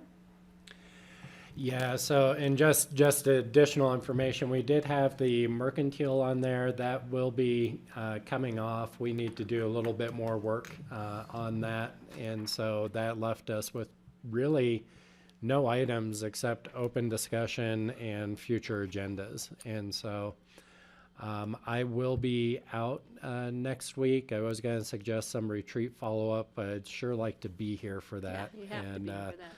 And the mercantile one is the Motherlode. It's the one out at the landfill, just so you guys have a thank heads you. up. Yes. So be thinking if you guys can think of anything you really want on for Tuesday. If not, I'm gonna give you guys a day off. You can come over to my house and my yard needs to be raked. Yeah, We can get chainsaws and go. we can go to Greg's Tear house up with his Brush new Creek chainsaws. All right. We So can be do thinking a about it. beaver festival. Come on, Patty, why don't you put together a beaver celebration and we can all, promote. They're still sleeping. Except John saw a bear in Glenwood Canyon today standing along the roadside. I told him it was fake. It was a stuffed bear. I'm gonna be doing a water quality test on the San Juan River, so I will give you a full report on that. That's right. Oh, great. Oh, that's it, Steve. We're coming with you since there's nothing else on. But you'll be back. Will you be back on Wednesday? Oh, no, the 11th. You won't be gone that gone. The 11th, I will be back for the 11th, Okay. yeah. All right, Suzanne, so what is happening on the 11th, please? So I guess it's sort of, 6 messages, emails later, I kind of got the sense that, anyway, obviously there was a conversation last week that I wasn't a part of, but we were asked to just try and move things off of that agenda. And, there's a few, I think Leslie's, reached out to a couple of people. I guess I needed a little more direction on how much you're trying to get us to unload. I mean, we have several things that are staff-initiated code amendments. I feel like that's easier to push than, some of the public issues. I know Leslie was concerned about Surratt Siegel had been continued to that date for a noticing issue, and anyway, she thought they would be kind of concerned about having to push again. So I'm just trying to get a sense from you of how much you are trying to unload. Are you trying to get us to clear the land use agenda off of that date, or No, but where are we? Would Well, help me. I would suggest the first individual consideration items, numbers 3, 4, and 5, unless we think that the renewable energy, the REMP funds are going to take us anytime. So I'm sorry, I don't have that agenda in front of me. I guess I should have gone into Civic Clerk. I can do that. I threw the other ones away. Oh, you have one right there? Perfect. Oh, I have some too. Sorry, It's just sort of our Suzanne. land use stuff, but our in my world, Sorry. trade. Yeah, I do have another one too. So, do we have any clue as to how long the REMP discussion will be? I don't. Expenditure I know- of funds generated through rent. Greg, do you It have any? generally, I mean, there's a couple of issues. One is we still have to appropriate funds. We didn't do our typical appropriation this year, so there'll be a conversation about that. And typically we go over the project list, so that usually is scheduled for about 45 minutes to an hour. Is that, or At a regular Oh, meeting? on a regular meeting, I'm sorry. We usually go over that in work session first. And so a regular meeting, it tends to go pretty quick. Yeah, because I don't think it's on a regular meeting Yeah. before that. It's not on a work I session mean, before not that. on a work session. I mean, it's not on a work session before that. Unless it's on the 10th. Unless it's the 200,000 that we're appropriating for the, I mean, we do have It's time not on the, 10th. it's not on the 10th. John, it would be nice to drill deeper into REMP this year. I don't fully understand it, but I know we've been criticized in our city county meeting about why is our REMP fund so much smaller than what the city's contributing by our city councilor? And so I think it might be good just to have an informative, better understanding of where we are with REMP and where it's going and what our contributions are going to be and the projects we're doing. Maybe this is an opportunity. But if we have to push it back to another farther date so we can have a work session on it, I think I would approve. We could actually put it on the work session on the 10th House room. could do that. So let's add REMP to the 10th, Thank you. okay? And then we'll keep it on for the 11th, For first reading. okay? And then 6 and 7 are second readings. We're gonna hear the first readings tomorrow, so I think those are okay. Oxenberg,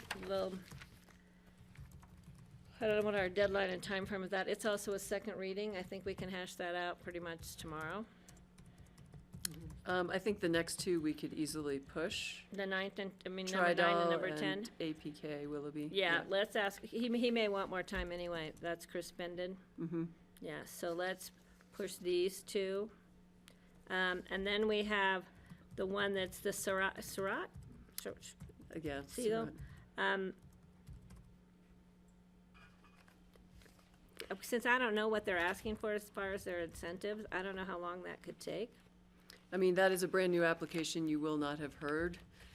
It was scheduled for the 27th, and there was a noticing error, so they had to get pushed. Is So, this the one that you were talking about? anyway, What about Redstone? Is that the code amendment? Do we need to rush Redstone? no, I mean, that's what I was gonna say. I mean, again, Redstone, the design guidelines, the code amendments, and then the TDR code amendment of mine, which is, I mean, a one-sentence change. But again, those are all staff-initiated things. We could easily, So let's push Push 12, those. 13, and 14 and leave 11 on. 10 and 11 are together. right. Or 10. No, they're different. I know, but remember these were the combined bucket. Same applicant, Yeah, or same- same Chris Benden representative, trying yeah. to- Oh, 10, yeah. Identify I a was unit looking- for You both mean 9 and buy-downs. 10. Somehow I got 11 in there, 9 and 10. Your numbering's different than, I think. Yeah, your numbering, when you say a sorry, I got number, it's different not text. coinciding to what's on what I'm reading. I was like, wait a minute. 'Cause I have my old one that I have all my notes on that was in my packet. Let's see where something got, because the REMP got added. as Oh, that's what number it did. 6. Okay. Yeah. No, I got repair. Oh. I'm looking No, at no, it. this one, Title 9. Airline leases. No. Jail-based behavioral services. Oh, it was airline. 2. 3 on ours is different than 3 on Yeah. yours. All right. So anyway, yeah, the two about the employee dwelling units, those are gonna get pushed. We're gonna keep on the, Surratt Siegel, we'll keep that on. Yeah, cause that was a noticing error. And then the Redstone guidelines and Redstone Historic Preservation Commission development, those two will be pushed along with the TDR. Right. And then we get to the Highland Bavarian Ranch, which could take us some time again. And then we go to the STRs. Yeah, so Oxenberg, Surratt, Highland Bavarian, and STRs. Mm-hmm. That's a big land use agenda. Yeah, I mean, we can, Oxenberg could, I guess it depends on I mean, it's a second tomorrow's read, you know, I conversation. mean, right, we can certainly talk to Bob and Grafton if they're willing to push the second read a meeting. We can obviously yeah, talk why don't you to ask them Glenn that? as well. That would be good. And that the other one, we should probably hear the first reading on the other historic designation one. Which is, I don't know its number because my numbers are screwed Is up. Highland Bavarian gonna be ready for us, or do you think they'll ask for a continuance? I'm assuming they'd be ready. I know, Leslie's already had meetings with them We were after asking them for your engineering of last the new meeting, so- driveway and the old driveway, Well, we can follow up with those Sure. again, Oxenberg and Highland Bavarian, and see if and either can we of move, those- we can move the short-term rental to No. July, when they'll hopefully be on a beach somewhere? No, okay, so that clears that up. That's helpful, very helpful. Okay. Yeah, when I was getting sort of messages, I was like, well, we have all these staff-initiated things Yeah, too, so I that's was very thinking it helpful. probably made more sense to try and push Okay. some of those, so, okay. Okay, and then the other Great. thing, John, we're gonna add on the 10th is the REMP. We're gonna put a REMP discussion on. Okay? All right, thank you, Suzanne, thanks for coming down. Welcome. Does the board have any other issues with future agendas at this time?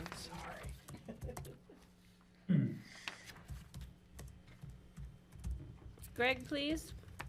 Yeah, Patty, thanks. Yeah, Kelly suggested this, and I think it's a good idea. I shared just some of the, maybe just one of the op-eds that we read in the paper last week with the board regarding APSHA, criticisms of APSHA, which I think are many, of course, and they were outlined to an extent in actually what I would call a polite manner for the writer, who often is vitriolic. And I think she made some points that are worthy of discussion and contemplation by our board.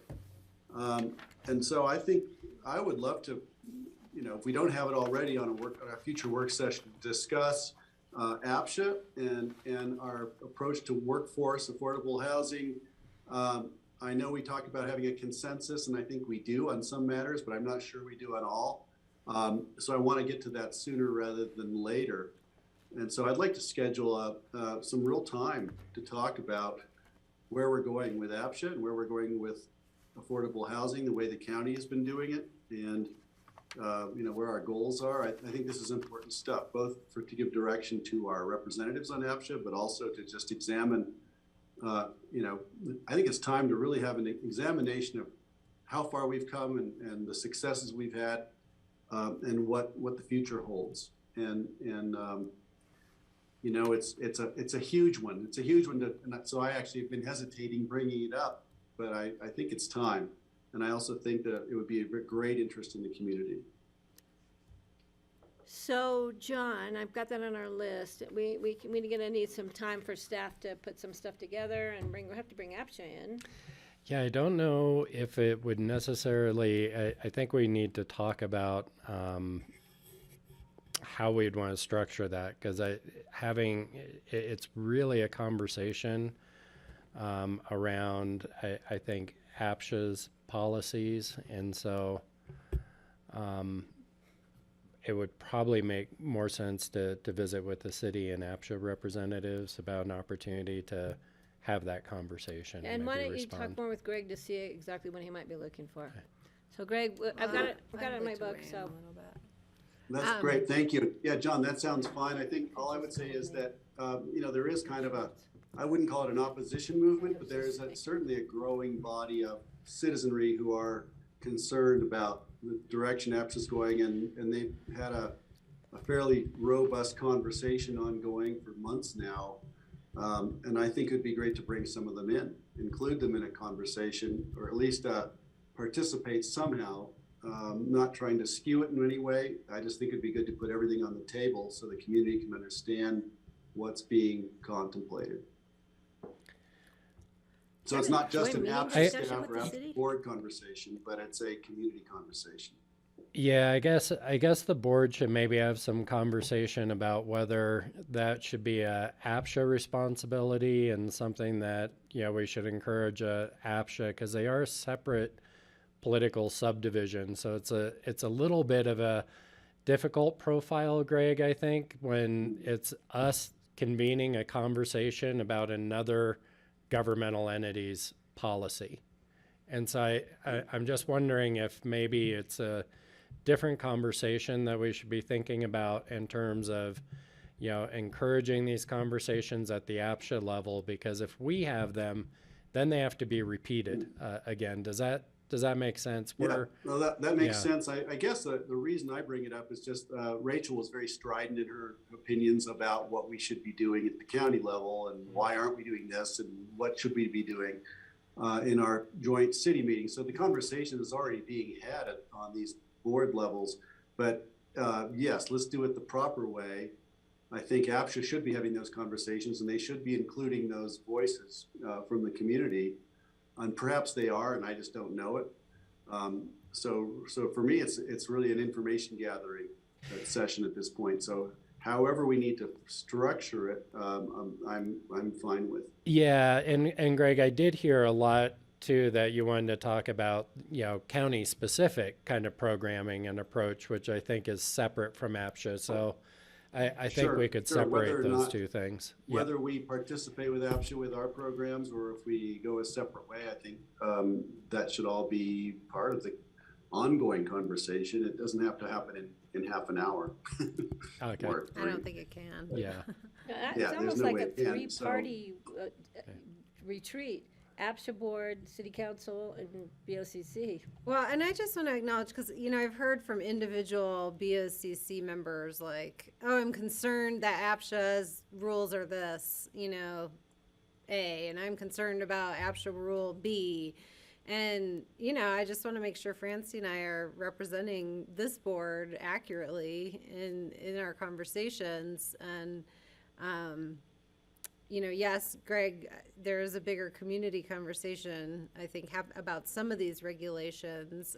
I do think it would make sense to have, you know, probably Cindy Christensen come, because she has all the institutional memory of why certain regulations developed and the conversations related to them, to help us just understand context. And, you know, because I'm not sure that I'm always necessarily reflecting what this board, you know, we bring individual rule changes to you, but if there are old rules on the books that you no longer like, you know, we need to actively discuss those, because if they're not up for renewal, then Francie and I aren't bringing them to your attention, right?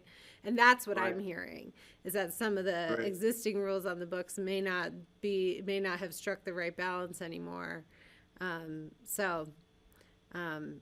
Those would be Thank my you. thoughts on the conversation. And I do think it came out of our retreat that just sort of a separate workforce rules conversation makes sense to have, and then a separate county, what we want our housing program to look like, are a bit different. Okay, so Francie, then Steve, please. Thank you, Patty. Yeah, I just wanted to say, Greg, that since I've been on the board, there's been a pretty concerted effort to work on the policies and get the wording right in a way that benefits most people.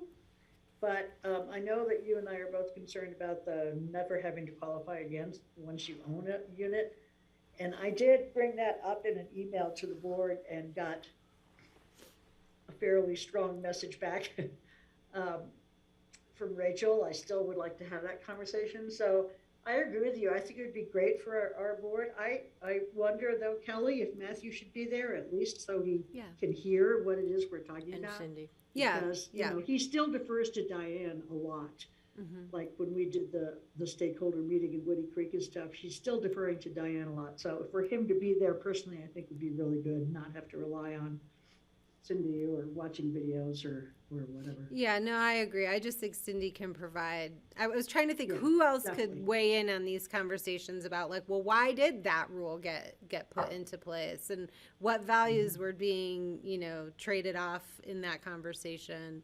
And I don't, you know, Rachel could probably provide some of that, or former commissioners, or I'm sure Patty remembers a bunch of it too. But that's why I was just thinking about her. So yeah, it's appropriate for Matthew to come. Okay. Steve? Yeah, I think I would concur with kind of Francie's tack on that APSHA board, this new APSHA board has been really working on policy, and you don't get everything done all at once. You do it in chunks, and everything's maybe not perfect, but I mean, I feel pretty good about the direction APSHA is going in. It just hasn't arrived at the final destination yet. And there are issues of concern, that things that pop up all, periodically in the newspaper that rile up the citizenry, that, oh, we have to change all this stuff at APSHA. But I think if we do something, it would be more, to me, an educational thing for our board to understand the policy changes that have been put into place, and kind of an explanation of the process the APSHA board is going through on looking at different sections of the policy systematically, and making decisions on them.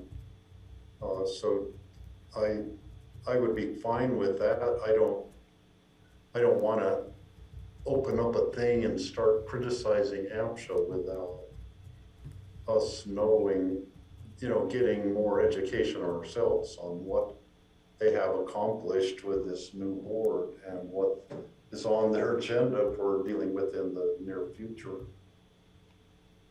Yeah, Steve, I certainly agree with that. I definitely want to look at maybe some of the more controversial or the more spoken about policies, which may or may not even exist. But there's kind of a rumor mill. There's so an update would be super important, but also with a review of where are we getting the most criticism.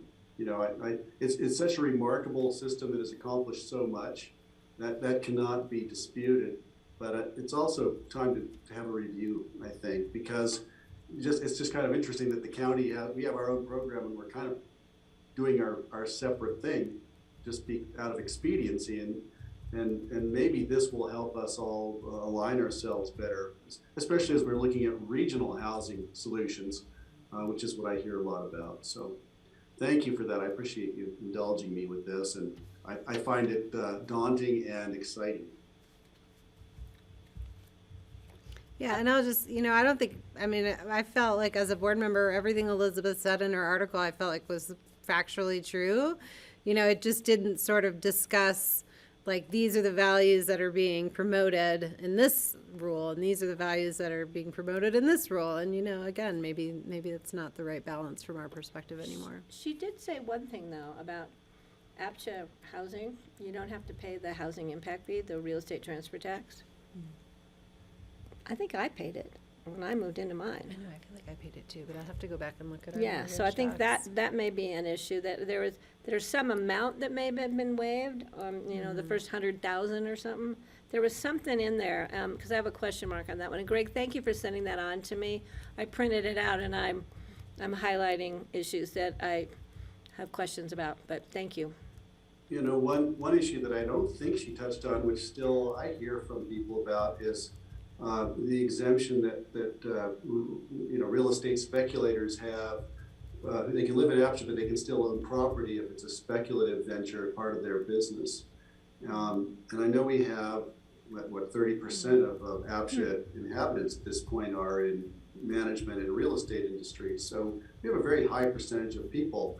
And I'm just thinking, does that seem equitable if they can invest locally and speculate on land and property deals? And I don't know if that's even true. Yeah, no, I'm not sure I understand what the rules are there. So I want to have Residential that. property. I'd like to drill down on that. Yeah, Thanks. it's my understanding it's residential property. Whether or not you live in it, you cannot own any other residential property that's assessed by the county assessor as residential. It doesn't matter if you live in it, or you have somebody renting it, or you're hoping to sell it. You can only own, if you live in APSHA, one residential property in the watershed. And we've But tweaked you can that. invest in land on Aspen Mountain, for instance, and be okay as long as it's not developed. Okay. Yeah, I think it's time- undeveloped, you can own undeveloped property, and you can own business property that's commercially zoned, commercially assessed, but you can't own anything that's residential. So But then Yeah. that raises for me, so is it the problem with the ownership of land, or is it the problem with having assets that seem too offensive? Yeah. You know, like that's where it starts to get like, what is the question here that you're really trying to solve for?